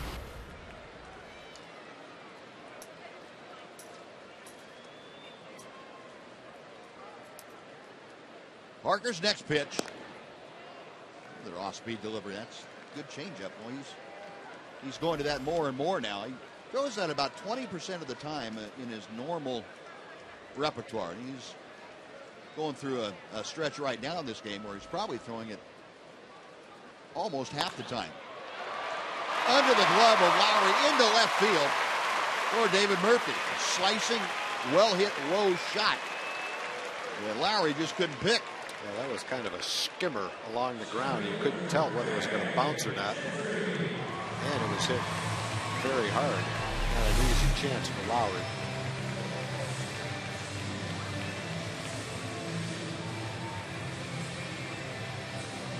Now they're still debating whether to give him a hit or an error. Looks like it's going to be an error. Yeah, it's tough. You know, it's a tough call. He's there to make the play, but it was hit so hard it was almost too hot for him to handle. Now Craig Gentry, first ball swinging, pops it up. Around home plate coming down is Moss, the first baseman. Right in front of home plate, Moss puts it away. So that'll do it for the Rangers. No runs, no hits. There was an error and 1 left. We're going to the 5th inning. It's the A's 5, the Rangers 2 on Fox Sports Southwest.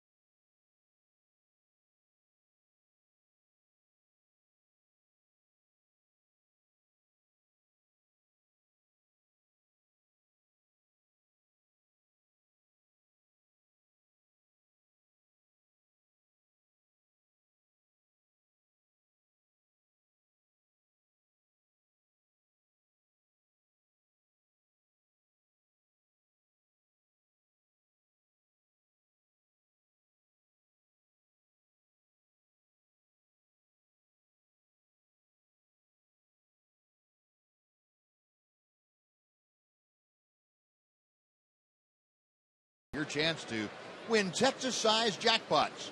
It's Texas' original jackpot game, and it's available at your favorite lottery retailer. As we go to the fifth inning, joining us, as always, on our Fox Sports broadcast, the doctor of defense, Mark McLemore. And actually, Mac, last night, you were the doctor of offense, of home runs, whatever the Rangers needed. We expect an encore here tonight. They're down by 3, just like they were last night. I would really love to take credit for last night. I would love it. You should. Everybody else in town was. The guy that changed his socks and, had his hair combed a different way, said that was because of him. Oh. Jed Lowry leading things off against Yu Darvish. Darvish in a streak that we have not seen him in, where he's not been able to handle the A's in any of the last 3 innings. He's given up 2, 1, and 2. A couple of home runs.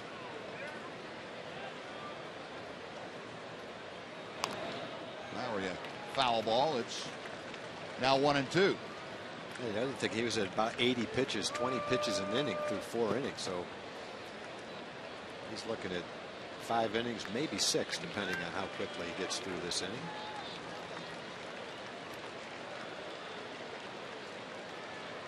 Rangers have an extra bullpen arm now that Joseph Ortiz is here. 3 extra men and 8 guys in the bullpen now. Lowry skies one to shallow center. Coming on is Gentry. Going out is Profar. Jurickson Profar able to make the call and the catch for out number 1. Back, something that you probably had happen to you, maybe not to this extent. Ian Kinsler coming in, getting a jaw full of mask. Kind of a rough way to be welcomed home. It really is. I think, if Kins had to do it all over again, I think he'd take a different route as opposed to trying to going around Jaso. He'd probably try to go through him. It's always tough to go around a catcher, and I think one of the things that I look for when I'm trying to score is I'm looking to see if he's taking off that mask. If he's not taking that mask off, that's telling me the ball's coming, and I better be ready. But I think you also get a sense, from where the ball's hit, where the outfielder was, if there's going to be a play at the plate. But if he's close to that line, he's close to that plate, I've got to think the ball's coming, and I'm not going to try to go around him. Right. I did that. I tried that one time, and it didn't work out too well in my favor. I got a lot. I got handled pretty well, and it was Jason Varitek. We were in Boston, and he shut the door. And he does that very well. It was nice and clean, but he shut me down, and I just stopped. He stopped me right in my tracks.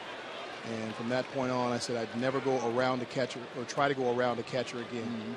And the catcher's standing that far right in front of home plate, basically without the ball before the ball got there. He's got to expect it. If you lower your shoulder and knock him backwards and he gets hurt, that's kind of what comes with the territory. Right. You're right. Now Cespedes able to check his swing, and he draws a walk from Yu Darvish with 1 out here in the 5th inning. Second walk issued by the Ranger right-hander. And we talked about Ian with the blood on his uniform, and there's Nolan Ryan in that famous picture after the line drive off the bat of Bo Jackson. Got him cut his lower lip. Nolan told the trainer, don't even think about coming out here. You can fix it when I get into the dugout, but don't come out here. Was Zig wasn't still there, was he? I'm not sure. I'm not sure. You were here, Danny Wheat. Was Danny Wheat or Zig? Either one of them would have had a great laugh about that afterwards. Yeah, they wouldn't have laughed if they went out there. No. And Nolan told them not to. No. They probably would have needed a trainer. One thing, Zig now is retired from the rodeo. He went from the Rangers to be the trainer for the World Championship Rodeo for a long time. And so he's retired. He's working out here as a security guard. I've never felt safer at the ballpark than I have now that Zig's out here working as a security guard. Comes by to check on us every now and then, make sure we're okay. I meaning to ask him if he's got his one bullet like Barney Fife used to have. But rip and a miss by Moss. It's 1 and 2. AT Universe Reverse will take you back for that line shot. This time, right back to work. Poole Couldn't have described it better than I did then. That didn't take long to get blood on that thing, did it? Not at all. Here's a swinging strike three. Moss down on the off-speed pitch. That is strikeout number 9 for Darvish. 2 gone. Josh Donaldson coming up. Well, Moss got the one pitch against Darvish that he could handle the first time up, the low fastball, and he hit it. That's one of those times where he has taken advantage of what he's had to work with tonight. A low fastball, hit it for a home run. Since then, it's been 2 strikeouts.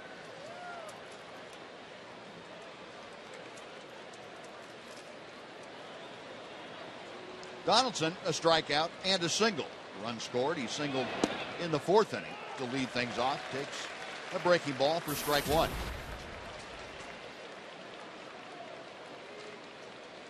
Donaldson still struggling at the plate. 305 the average, but he had been 30 points higher than that just a couple of weeks ago. 1 on, 2 out. Nothing in 2. Donaldson has also taken advantage of the one pitch he had to hit his last time up. Hanging breaking ball. Led off a 2-run rally in the 4th inning. He just swung through the only fastball he's seen tonight. Now he's got to be thinking, I should have hit that. Yeah. If he gets the normal slider that he's been getting from Darvish, he's going to swing and miss at it. Now, if he gets a hanger, it's a different story. Right. See what AJ puts down here. There's that. Yeah, he wants that fastball. You wants the fastball. Target set outside. The 0-2 pitch. See you later. Casey was saying, challenge me. Yeah, there it is. There it is. 10 strikeouts now for you, Darvish. His 6th 10 strikeout performance of the year. But he trails 5-2.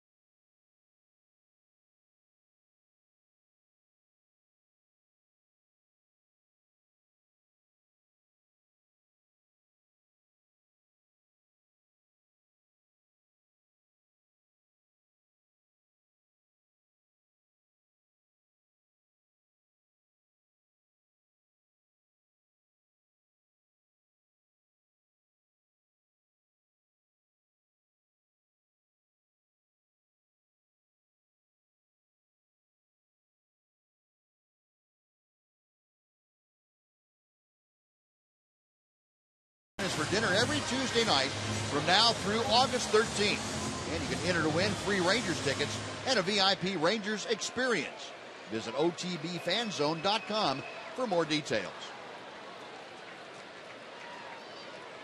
Now we go to the bottom of the 5th inning. Rangers trailing by a 5-2 count. Leonis Martin leading things off, tried to bunt his way aboard and fouled it back to the screen. It is 0-1. Now, if he bunted that ball to third base, he would have been out by about 30 feet. Donaldson was playing in, anticipated it, and when it made contact with the bat, he was about 20 feet closer to Martin than he is right now. Oh, he slaps one that way, and Donaldson reacts quickly enough to it. Nice play by Donaldson. Mac, that's kind of what you're hoping for, that you can get the guy to move in like that. That's exactly what you're hoping for. Man, he still made the play. That's got to make you mad there as a hitter. That's exactly what you want to do. Man, a foot to the left or right.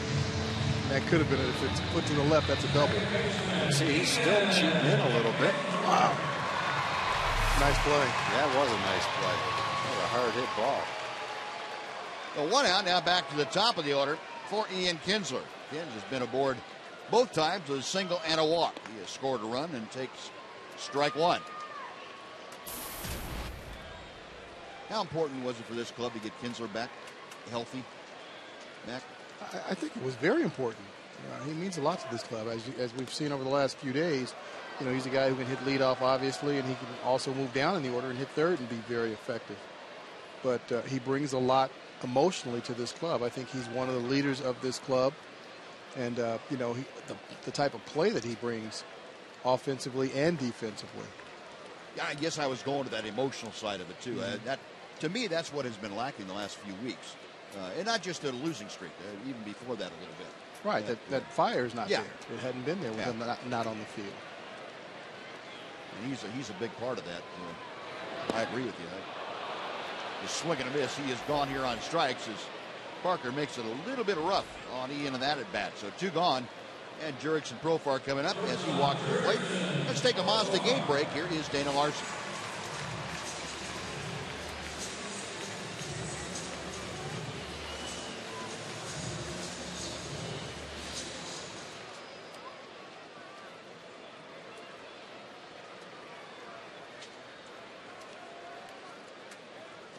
All right, Dana, thank you.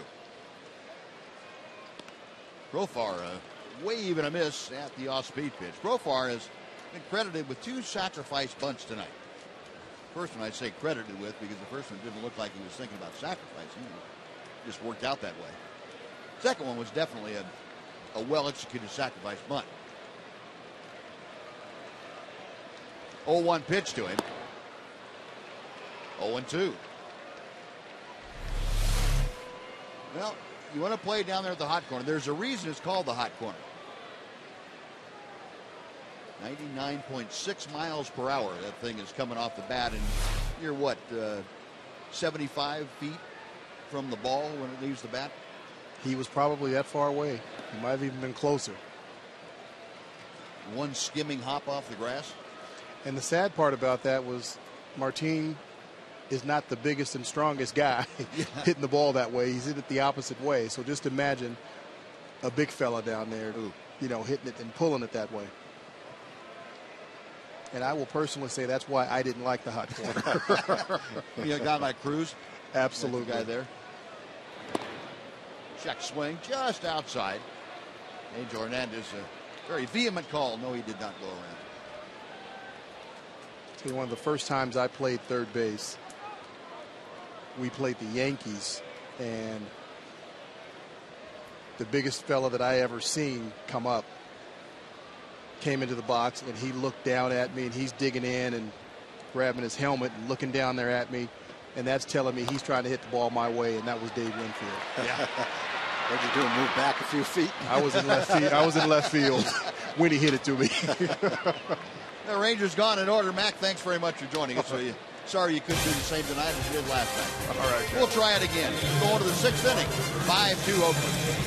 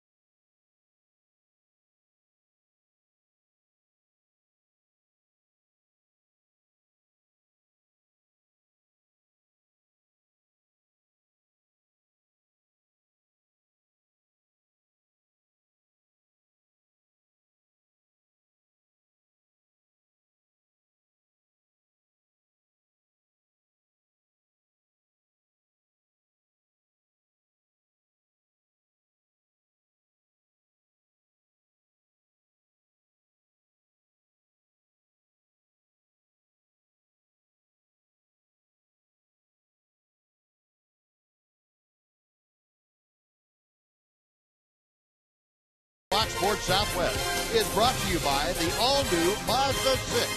When you change everything, you change everything. Your Darvish back to the hill, 5-2. The A's are on top of the Rangers here tonight. Darvish with 10 strikeouts through the first 5 innings.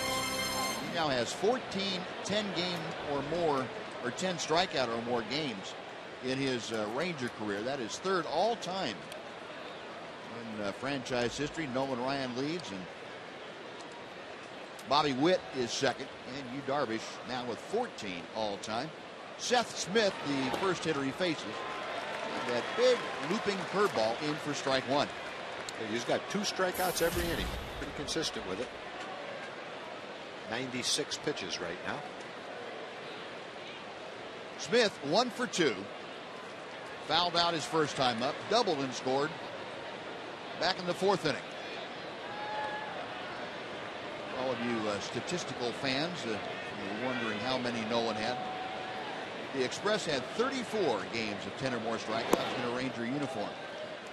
And Bobby Witt had 24. Well, that's kind of numerical symmetry there. 34 for Nolan, 24 for Witt, now 14 for Yu Darvish. 1-1 pitch coming to Smith. Pulled on the ground, foul outside first. It's a ball and 2 strikes. Our 4 leaderboard tonight, the team leaders in extra base hits in the American League.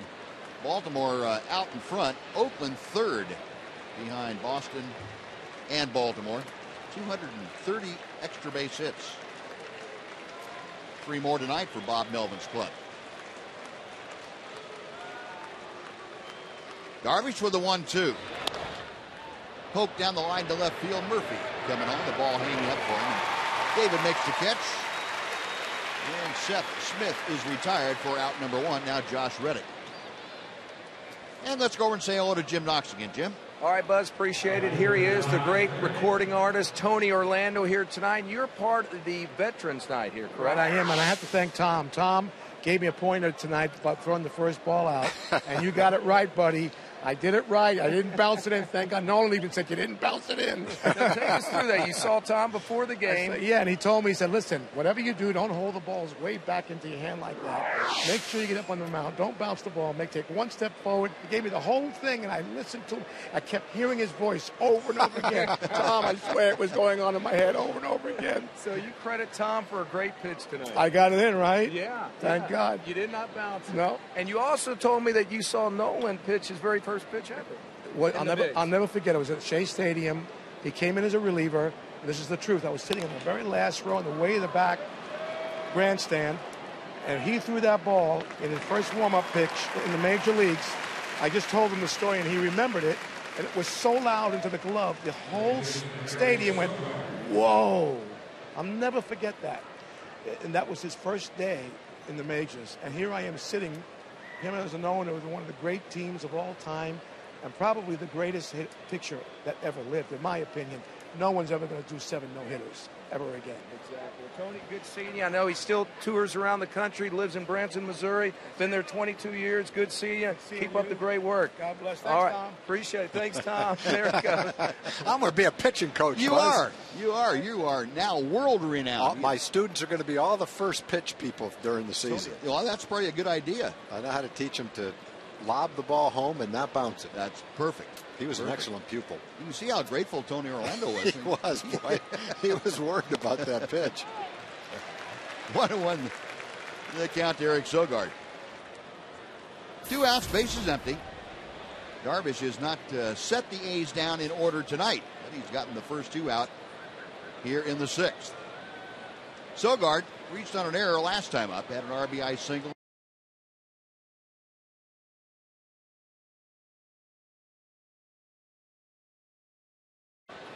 Darvish now just over the 100 pitch threshold. His next will be the 105th of the night.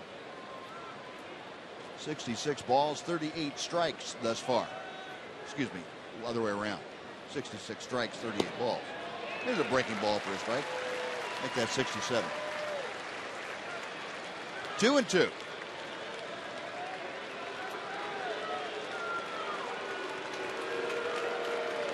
And again, the U's popping up here and there. Every time you get to 2 strikes in this ballpark, you're going to hear that. On the way. A little bit low, and the count has gone full. Sogard is able to prolong the inning by getting aboard. Coco Crisp in the top of the order waits. A's 5 runs on 6 hits. Rangers 2 runs on 3 hits. Both ball club have committed 1 error. Payoff pitch. Out of play to the left.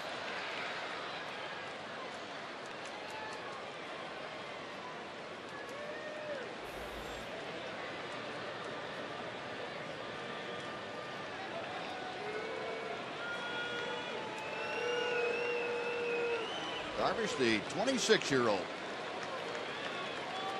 Been a little bit of a struggle for him tonight, keeping the consistency going. Again, the 3-2, and that's yanked foul. Back into the seats down the first base side. And we will try it again.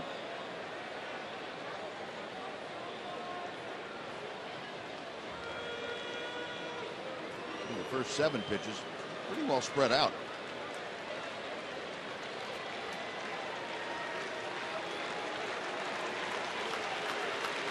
The payoff pitch on the way. Popped him up. Out behind second base, Profar. Waiting for it to come down. Makes the grab. And that will do it. So Darvish gets through 6. A 3-up, 3-down inning. Bottom of the 6th coming up. Rangers trailing 5-2 on Fox Sports Southwest.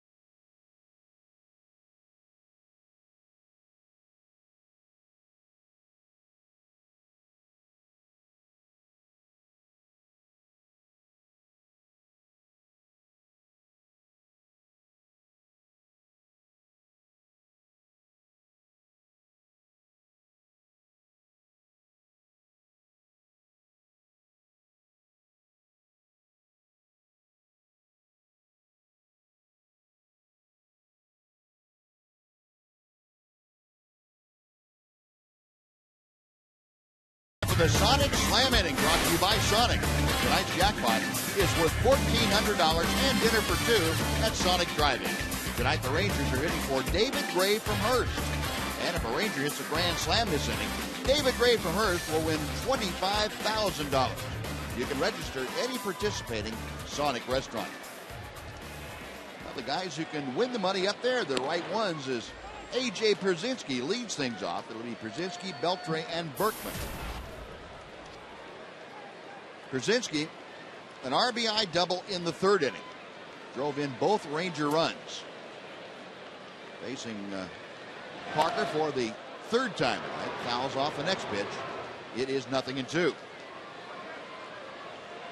Parker very economical, as you can see the pitch count.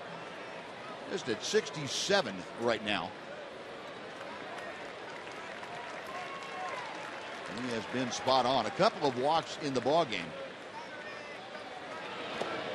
Pitch in the dirt. It's 1 ball, 2 strikes.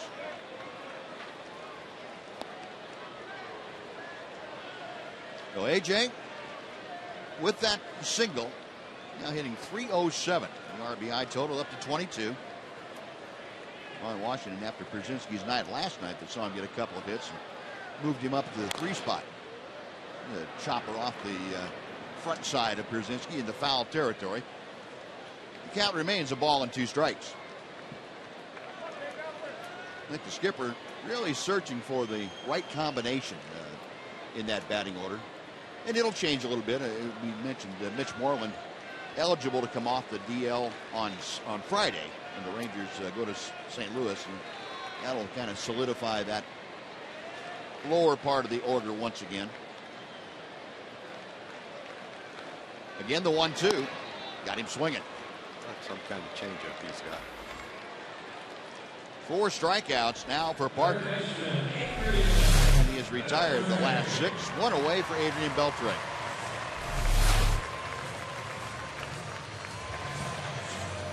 Robbie Ross loosening, and looks like he means it out there. So we probably have seen the last of Yu Darvish here tonight. He was up close to 110 pitches.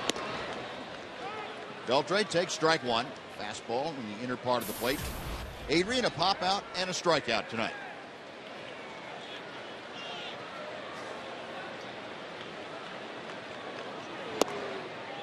One and one. The Rangers have been held to just 3 hits tonight, and they were able to group a pair of them for their 2 runs in that 3rd inning. They also had a walk mixed in there. That has been the most damage they have done against Jared Parker.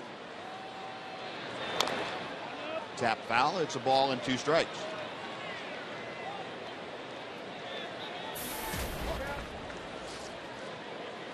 Adrian in his 6-game hitting streak. .409. The average for the Rangers third baseman.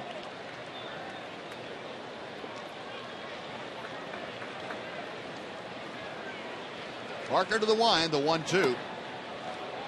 And that evens the count. This is the 9th game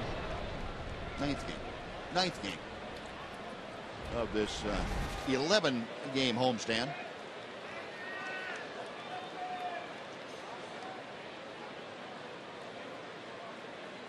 Beltre hitting over 300 in the first games, and there's a drive deep down the left field line, but it is hooking and going foul. Beltre knew it. He just stayed at home plate. Knew he had pulled the trigger just a shade too early.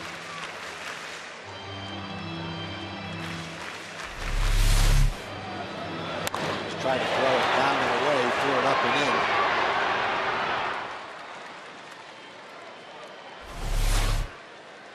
If he throws him a changeup here. Nope, sliding. And it's popped up. Backpedaling, Eric Sogard, the second baseman. That is out number 2. First baseman. Parker comes back from the long Beltre foul to get the pop up 2 away, and Lance Berkman now will step in. Berkman tonight has flied to left and grounded back to the mound. Well, since that base hit by Przinsky that knocked in 2 runs, the only base runner has been David Murphy. Hit the ball hard. That was an E6. Other than that, he struck out 4 batters of the 10 he's faced since then. 1 ball and no strikes to Berkman. Lance at 264. Up there from the left side against the righty Parker. 2-0 now.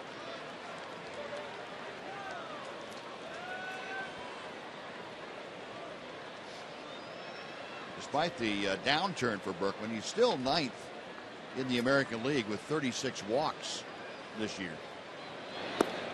And he takes ball 3. So looking to add to that if Parker allows that. Trying to extend the inning here in the 6th. Nelson Cruz waiting in the on-deck circle.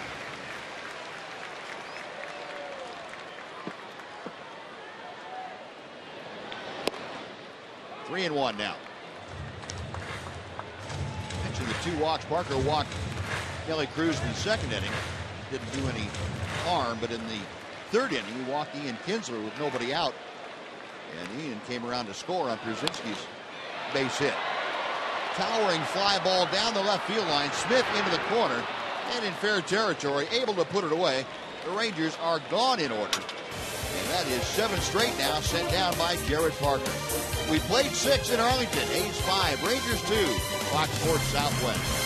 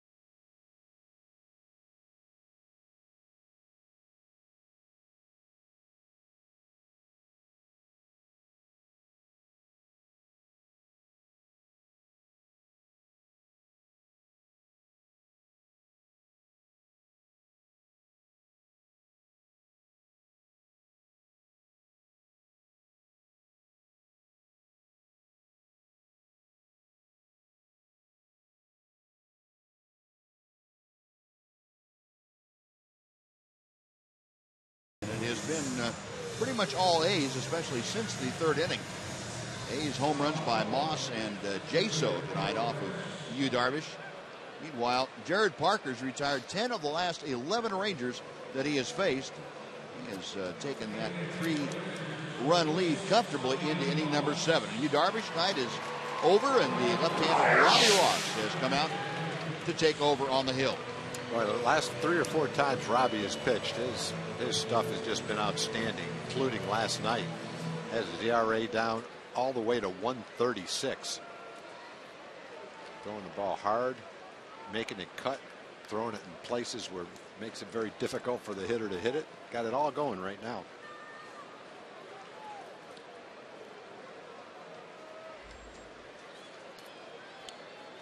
Well, Ross up on top of the hill. He's facing the top of the order, Coco Crisp, who turns around to bat from the right side.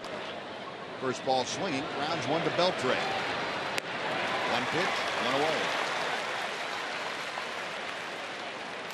Well, this has been a game that could have transpired differently, but momentum shifted. With Pierzynski at second base and just one out, trying to go to third, the ball came right back to Jaso. And that erased a big threat. In the 4th inning, a wild pitch scored Josh Donaldson from third. That was on the way to a 2-run inning. It gave the A's their current 5-2 lead. The other one that hurt was that double that Seth Smith hit right off the end of the bat. It smashed his bat. It just fell fair down the left field line. And Robbie Ross fastball gets away and hits John Jaso. Looked like on the right arm or somewhere in that vicinity. So a hit batter will put Jaso aboard. And it'll bring up Jet Lowry.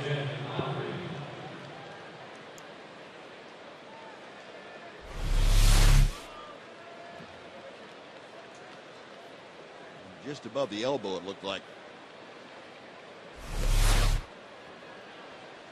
Well, 1 on, 1 out. Lowry, also a switch hitter, turning around to bat from the right side.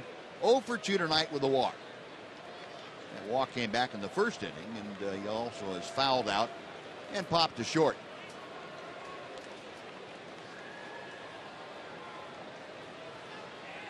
Ross sets the check of Jaso and hits the outside corner. Off speed pitch. It's 0-1.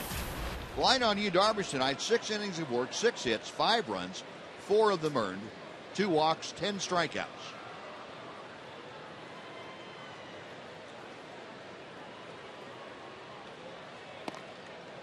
Just off the inside corner. 1-1 to Jed Lowry. Jason Frazier in the Ranger bullpen, and looking ahead, the next batter due up is the right-hander Yoenis Cespedes.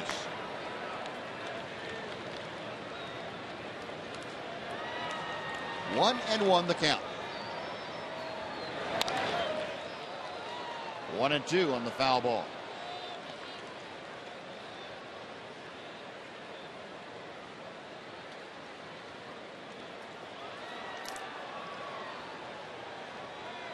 Lowry, a .295 hitter. Facing Ross. Robbie worked an inning in last night's ball game. Retired all 3 hitters that he faced with a pair of strikeouts. Call strike 3. And he gets Lowry here for out number 2. Yeah, it looked like it was going to be outside, and that cutting action just brought it over the plate. Fooled Lowry and took him for strike 3. Trying to hit the outside corner, and back it comes right into the plate. So now with 2 outs, you're going to go ahead and let Robbie pitch to Yoenis Cespedes. If Lowry had gotten on, they probably would have gone to Frazier. But, with 2 outs now, Cespedes 0 for 2, a pair of strikeouts and a walk against Darvish. .233 hitter. The first pitch is high for ball 1.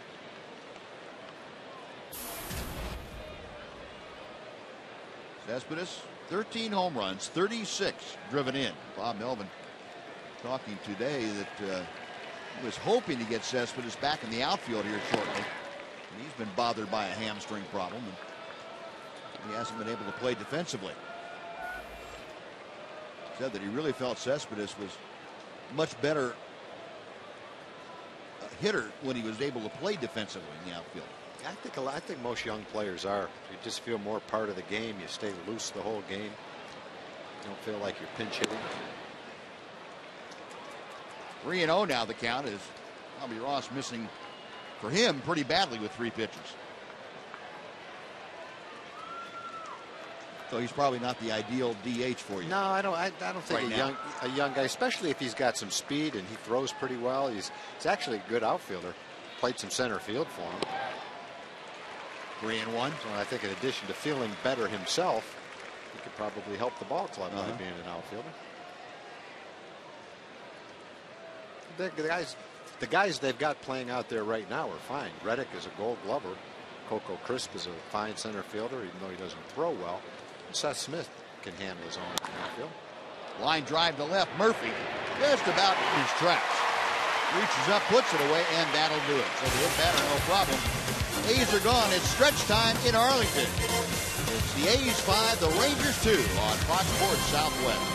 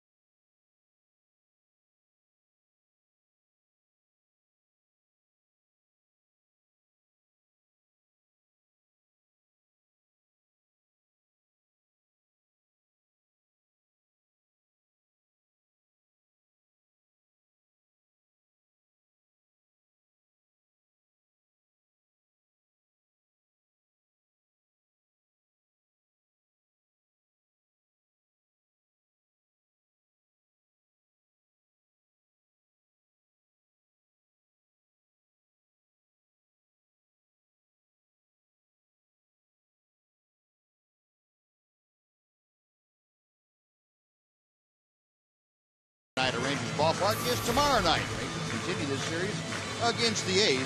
Reserve your seats right now at TexasRangers.com or call 972-RANGERS and get ready to enjoy dollar hot dogs. Great seats are still available. And tomorrow night, another 7 o'clock game. Third installment of this 4-game series. It'll be Justin Grimm and Tommy Malone. Malone, the young left-hander.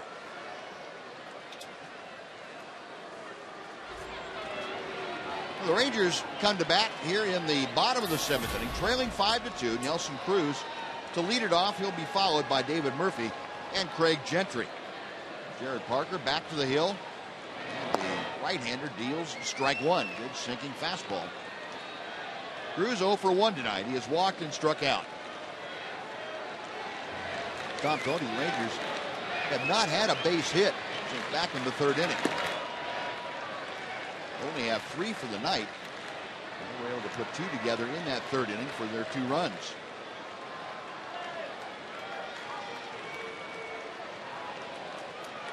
Bob Melvin has seen his ball club improve dramatically in the last month of play. Chopper to third. Donaldson on across the diamond, and Cruz is retired for the first out. Now David Murphy. Time for a Mazda game break. Here's Dana Larson.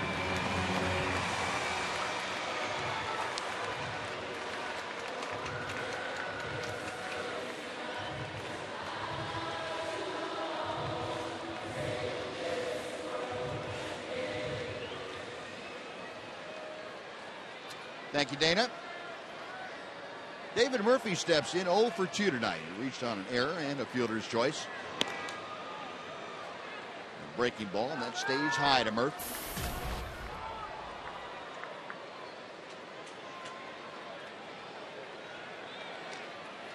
Parker back to the plate. 2 balls and no strikes.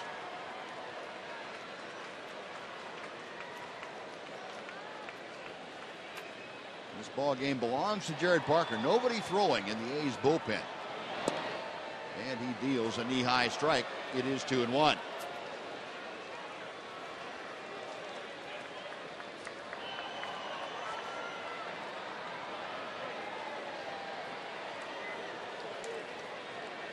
Parker's next pitch. Sliced in the air to left field. Seth Smith coming on and makes the grab. That is out number 2. And boy, the Rangers just have not hit any balls hard lately. The last one they hit hard was the ball David Murphy hit the shortstop that went for an error by Lowry. Right. Since then, not much.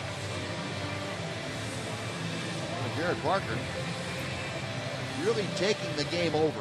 And that's the mark of a pretty accomplished pitcher, when pretty much exactly what he's done. Your ball club gives you a lead and adds to it. It's time for the starter to really kick it into high gear, and Parker has done that. Craig Gentry has flied out and popped out tonight. 0 for 2. And he's hit by a pitch up and in. And that got him, looked like on the left hand. He was around to show a bunt, if not drop one down. That pitch coming up and in. It was an off-speed pitch. Looks like Gentry pointing to his jaw where it might have ricocheted off his hand. Jamie Reed say wanted to hit you, and Craig Gentry said here on my whole left side. Got me 3 different places. Came up, yeah, it did. Came up off his hand. Up there and boom, bottom of the jaw. Man, that ball spun, but it never broke.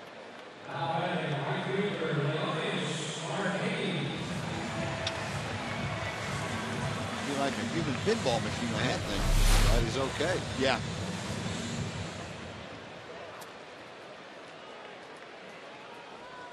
That is kind of like a baseball version of a slap to the face. It'll wake you up. Sure was. So Gentry aboard. Now here's Leonis Martin. 1 for 2 tonight.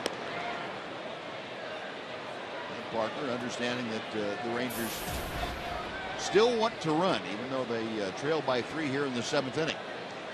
Given the opportunity, you can bet they will.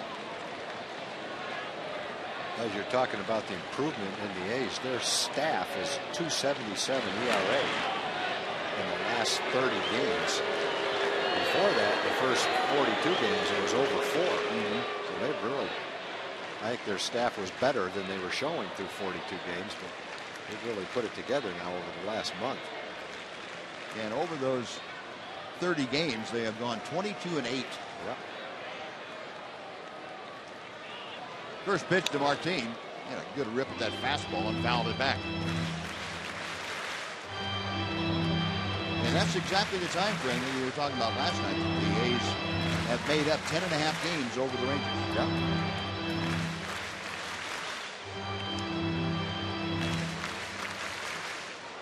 And with Parker reaching the 90 pitch level, light tossing beginning out in the Oakland bullpen. There goes Gentry, the pitch up and in. Jaso's throw not nearly in time. And Craig Gentry with stolen base.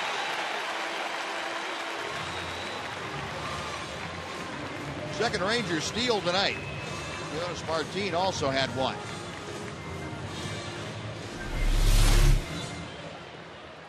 Gentry with his 8th stolen base in 10 tries.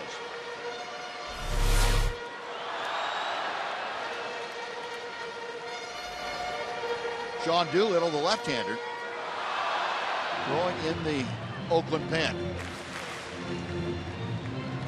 1 ball, 1 strike.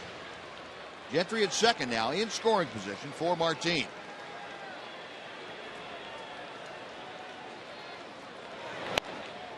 Cue shot out to short. On to first, that'll do it. Well, the Rangers get a base runner on a hit batter, a stolen base, but that's it. We're going to the 8th inning in Arlington. It's the A's 5, the Rangers 2 on Fox Sports Southwest.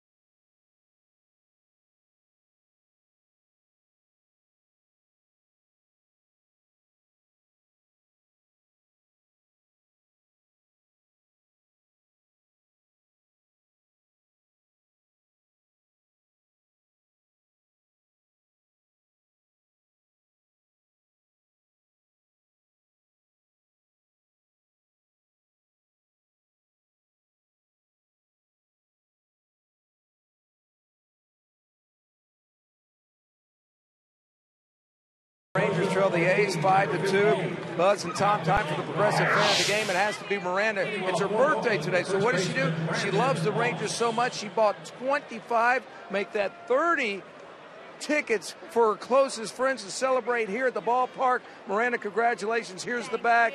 Congratulations, progressive fan of the game. Anything you'd like to say? Let's go, Rangers. Get your rally caps on and come back and win this. Let's go, Rangers! Way to go, Miranda. Congratulations and happy birthday. Thank you, Buzz. All right, Noxie, thank you. Joseph Ortiz just recalled from Oklahoma City, back on the hill for the first time at the major league level since the 4th of June. Joseph spent a little bit of time at Round Rock. He had 4 outings down there. See what he has done with the big league club this year. He's working to the middle of the order. Brandon Moss, actually the number 5 man, takes strike 1. Moss tonight, a home run and a pair of strikeouts. That's cued foul. It is 0-2. Ortiz, in his 4 outings at Round Rock, worked 7 2/3 innings. He's 1-0 with a 235 earned run average, 1 walk, and 13 strikeouts. Remember the last little go-around for Joseph at the big league level ran into some problems. Fly ball pretty well hit left center field. Going back is Gentry. At the track, he leaps up and can't make the play. Moss around second. He is headed for third. No throw as he slides in with a leadoff triple. Craig had to go a long way for that ball. Gave it a great try near the wall. Thought for a second he might be able to make that leaping catch, but couldn't quite come down with it. Off the bat, it didn't look like it was going to carry that far, but he must have hit that ball pretty well to knock it almost 400 feet.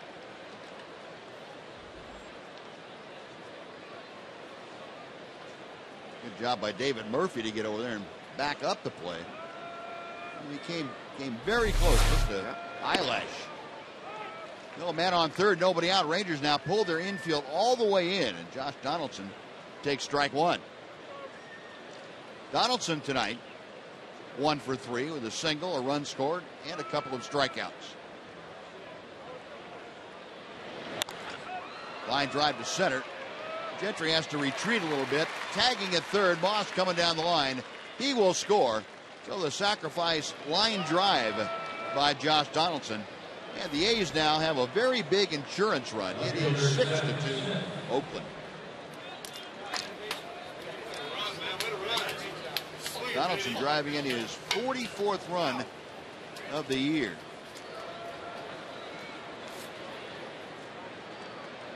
Now base is empty. 1 gone for Seth Smith. Smith 1 for 3. And Joseph Ortiz misses low and away. A double in the 4th inning. That broken bat double down the left field line. It played a big role in the demise of Yu Darvish here tonight. Yep, sure did. It came right after the Rangers had scored a couple of runs to make it a 3-2 ball game. 2-0 pitch. Off the end of the bat, out to Profar at short. 2 gone. Yeah, we'll take a look at the results from our AT Twitter poll tonight. Remember, we asked you where do you purchase your Texas Rangers apparel, and 56% of you said local retail outlet.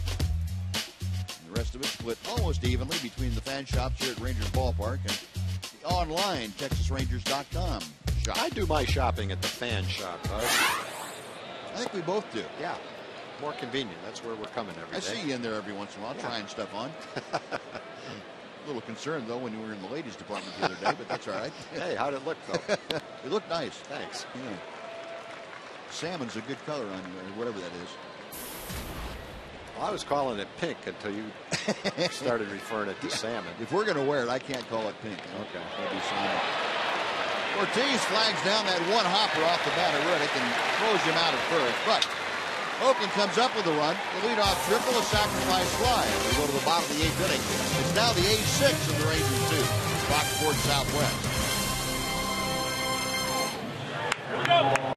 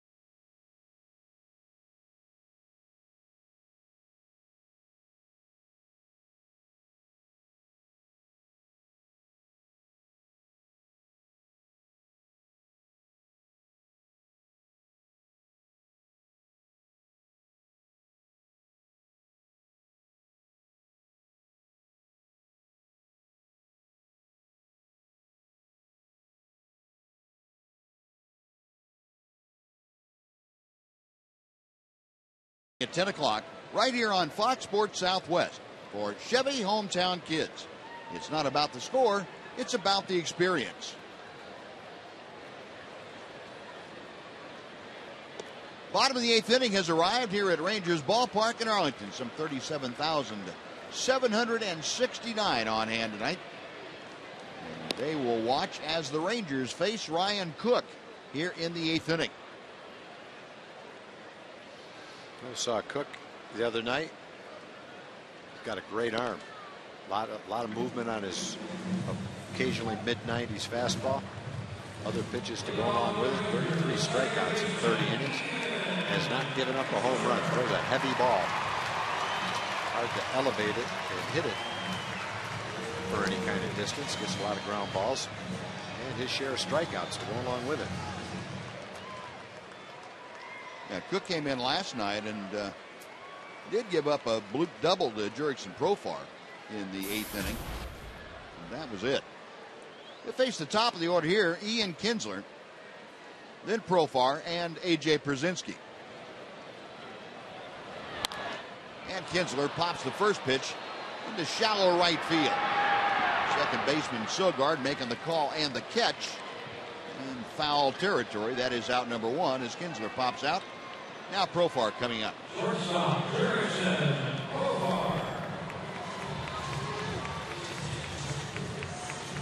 Jared Parker worked 7 very strong innings tonight, so he continues his streak of extremely good pitching. 7 innings, just 3 hits, 2 runs. They were both earned, 2 walks, 4 strikeouts. And now Ryan Cook is taking over, and Stomp told you this whole staff has really come to life here in the last month. Yeah, particularly the bullpen. The bullpen has just been outstanding. I shouldn't say particularly, because the starters have been great too. Yeah, they've both been. Pitching staff has combined to have a 2.77 ERA, and the starters and the relievers are right around that number. Profar chops it foul down the third base side. It is no balls and 2 strikes to Jurickson. Profar 0 for 1 officially tonight. A couple of sacrifice bunts and a ground ball to second.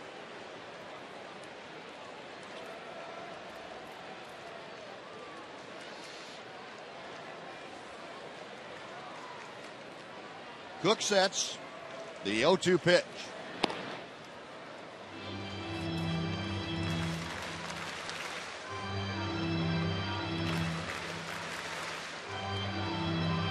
Profar back in the box, hitting out of a slightly open stance on the left side of the plate. Switch hitter up there. Cook says yes. And the 1-2. Came inside with that slider of his. 2 balls, 2 strikes.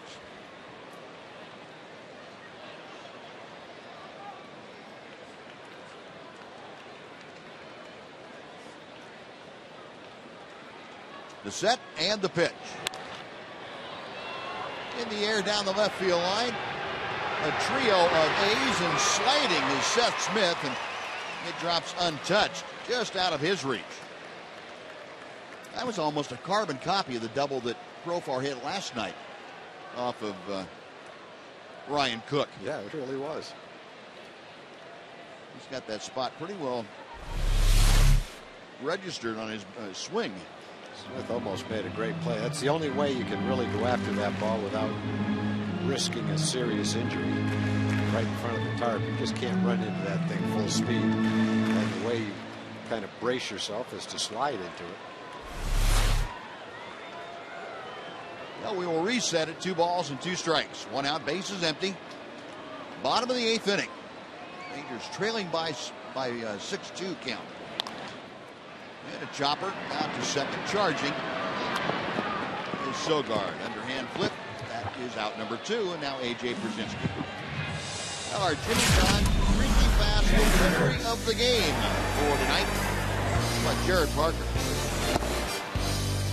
he just got it going after the 3rd inning, and he was something. 4 strikeouts, 3 changeups, and a breaking ball. We were saying, Buzz, the last 3 innings, not a lot in the way of hard hit balls. All 4 of his strikeouts came in the last 4 innings. Yep. He started getting the dialed in fastball changeup combination and occasional breaking ball, and just about untouchable. Rangers get very few balls on the nose against him. A.J. Pierzynski did have the 2-run single back in the 3rd inning. That looked like, at that time, a very bright glimmer of hope for the Rangers. And things turned out badly that inning, with Pierzynski caught trying to advance on a wild pitch that ricocheted right back to John Jaso off the brick behind home plate. Change up outside. 2 balls and no strikes. AJ with the average of .306. Along with a single, he is struck out, fly to left field. 3-0. Now Pierzynski is able to get aboard here in the 8th inning. The Adrian Beltre's turn.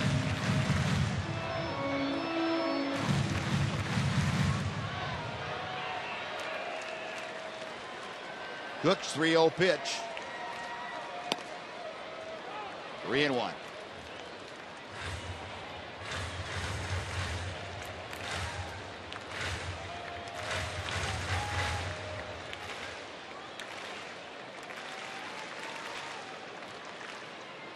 Next offering to left field. That sends Smith back a couple of paces. He's there, and the Rangers gone in order in the 8th inning at the hands of Ryan Cook. We're going to the 9th in Arlington. Oakland 6, Texas 2. Fox Sports Southwest.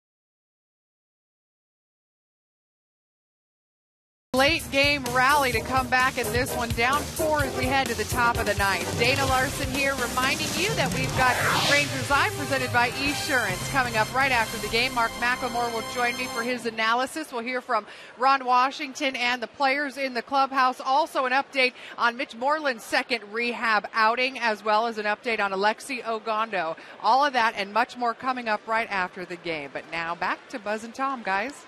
All right, Dana, thank you. Now we head to the top of the 9th inning. Eric Sogard will lead things off against Joseph Ortiz. Ortiz gave up a run on a hit in the 8th inning. And Sogard trying to butt his way aboard. Fouls it back over the screen and out of play. Sogard tonight is 1 for 3 and an RBI single in the 2nd. Reached on an error in the 4th. And then popped out in the 6th.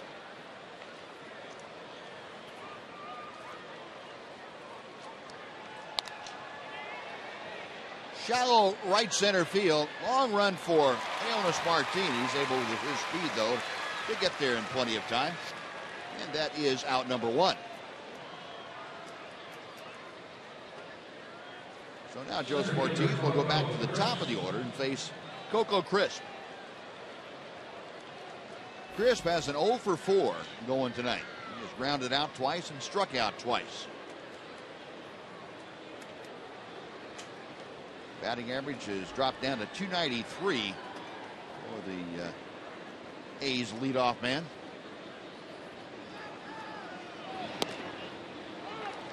Oh and 1. Like a backdoor hook from Joseph.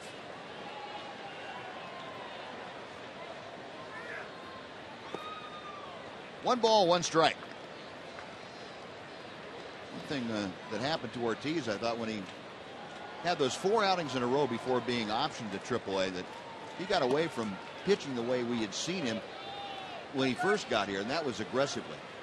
He looked like he was trying to outguess the hitters instead of going with what he does best. He kind of caught up with him and started pitching from behind a little bit, and he's not going to overpower hitters. So for him, he needs to be aggressive and get ahead of guys. Yep, got to go back to being little Eddie Guardado. Exactly. 2-2 pitch. Got him swinging. Oh, guy that doesn't strike out much. Rangers have had Coco Crisp's number tonight. 0 for 5 with 3 punch-outs. Don't make him look like that very often.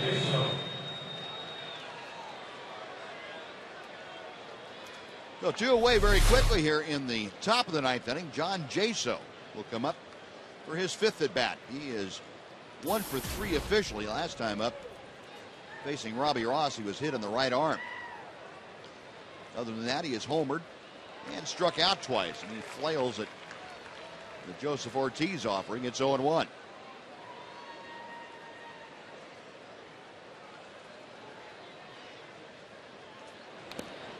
Now 0-2 on the foul tip.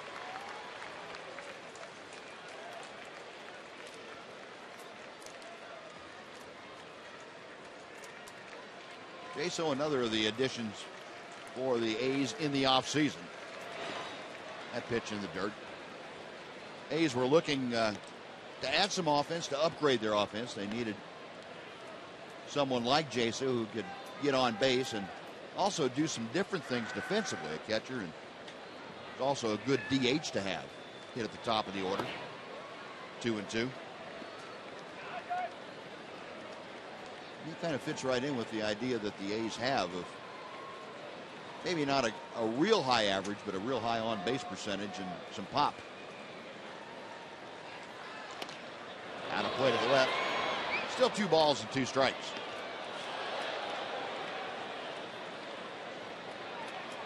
Ortiz trying to work a 1-2-3 inning here. The A's have gone down in order only 1 time tonight. That was back in the 6th inning.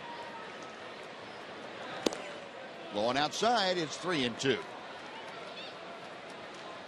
Well, if Jaso gets aboard, the shortstop, Jed Lowry, is waiting on deck.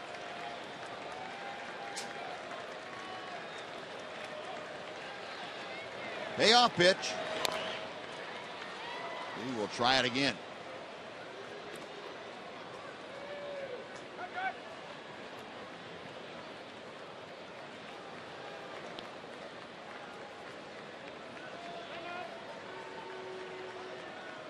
Joseph Ortiz wanting to work very quickly, and Jaso said that's fine, but wait just a second.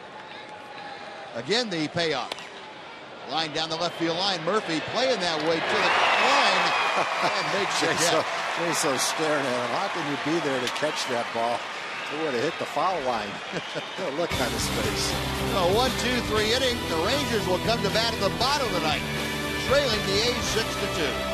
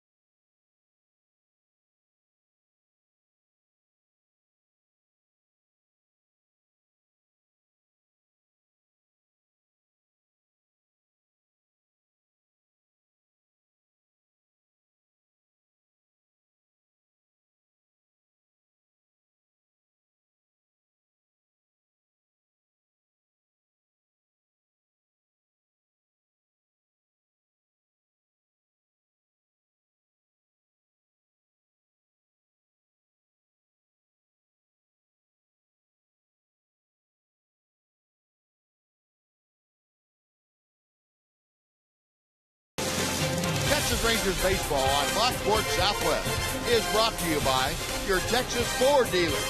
Come join the red, white, and U celebration. Enjoy great savings on America's best-selling brand. Ford is the best in Texas. By AT UBirth TV. Check availability at 1-800-HIT-ATT. Rethink possible. And by Progressive. Visit progressive.com today. Bottom of the ninth inning, and the Rally Caps are in abundance. Young and old alike. Yep. Trying to get their Rangers to mount a rally here in the ninth inning. The better ones we've seen this year on display tonight. And if they're going to do that, it's going to have to be against the closer for the Oakland A's. Bob Melvin has brought in Grant Balfour. Well, Balfour 17 for 17 in save opportunities. This is not one of them. 1.26 ERA. What a nice season he's having.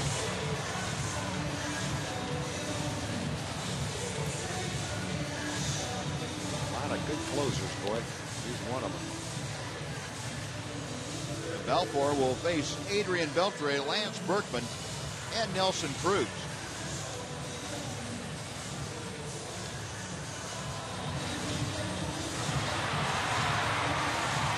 Balfour and Bob Melvin's subscribing to that 4-run lead deal for your closer. What's the cutoff line to bring your closer in? And Bob Melvin saying a 4-run lead in this ballpark, I want my closer in. So Balfour will face Adrian Beltre to start things off. Of the current Rangers, Beltre has the most at-bats against Balfour in his career. 16, and Adrian not a whole lot of success against the tall right-hander. He's just 2 for 16. Balfour has a good fastball, can reach the mid-90s, and maybe his best pitch is his slider. Definitely to right-hand hitters. When he throws that thing down and away, it's a very tough pitch to hit. Lately, he has started to go a little bit more fastball heavy, which is kind of unusual for him. If anything, it's slider heavy when he gets himself in trouble sometimes. But yeah, he's got a good fastball, and I guess if you're getting him out, don't change anything. Yeah. About 65% fastballs lately, which for him is pretty high. Now we'll see what Adrian can do. Beltre 0 for 3 tonight. A couple of pop-outs and a strikeout. Rangers down by 4. Need to get some base runners here in the ninth. And a rip and a miss on a 92-mile-an-hour fastball. It's 0-1. Rangers have not had a hit since back in the third inning. They've had just 2 base runners since then. In the 5 innings, David Murphy reached in the 4th on an error, and Craig Gentry was hit by a pitch in the 7th. And Beltre tired of waiting, so he backs out.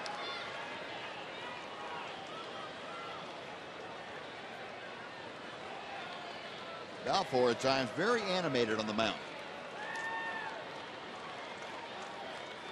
Yeah, there were times toward the end of the year when the games were so intense. You could see him out there talking to himself, trying to pump himself up, pacing on the mound. He was a very intense guy. A little calmer right now than he was in September last year, though. Pacing himself. Yeah. 0-2 to Beltre.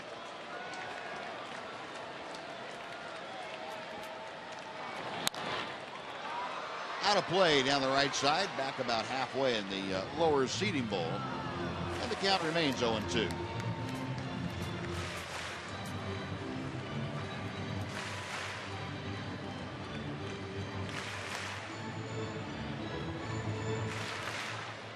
Balfour last worked 5 days ago against the Yankees in that 3-game sweep over New York in Oakland for the A's.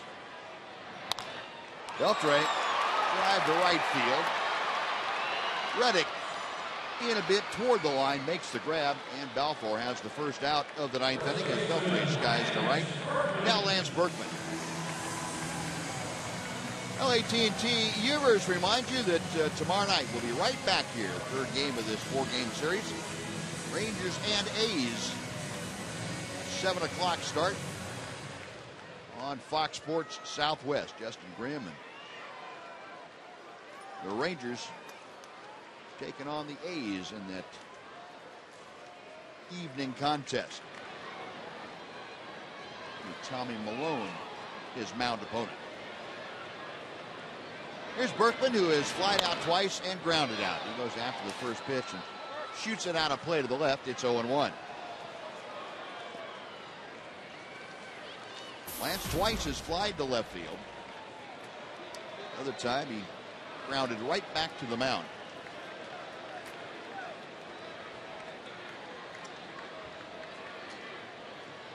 Balfour counting the stitches on the ball. Make sure they're 206. Fastball outside corner. 0-2.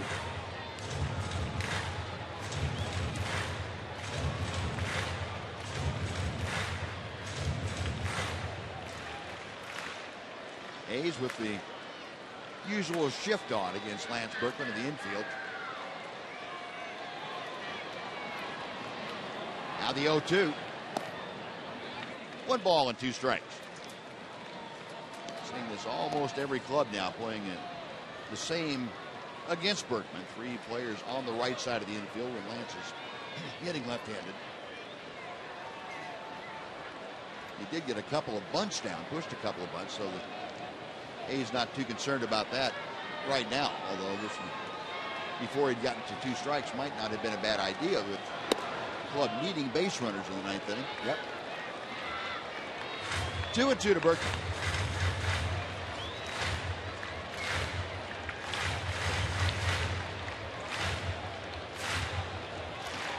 I'll give Tony Orlando credit, Buzz. He's gone there in the owner's box. He stayed for the last out. Sounded like a real baseball fan, too. Yeah. Like that. Off the fist and 1 hop out to the shortstop. Lowry is playing on the first base side of second. Sidearm toss to first. That is out number 2. The Rangers now down to their final out. Nelly Cruz will face Balfour.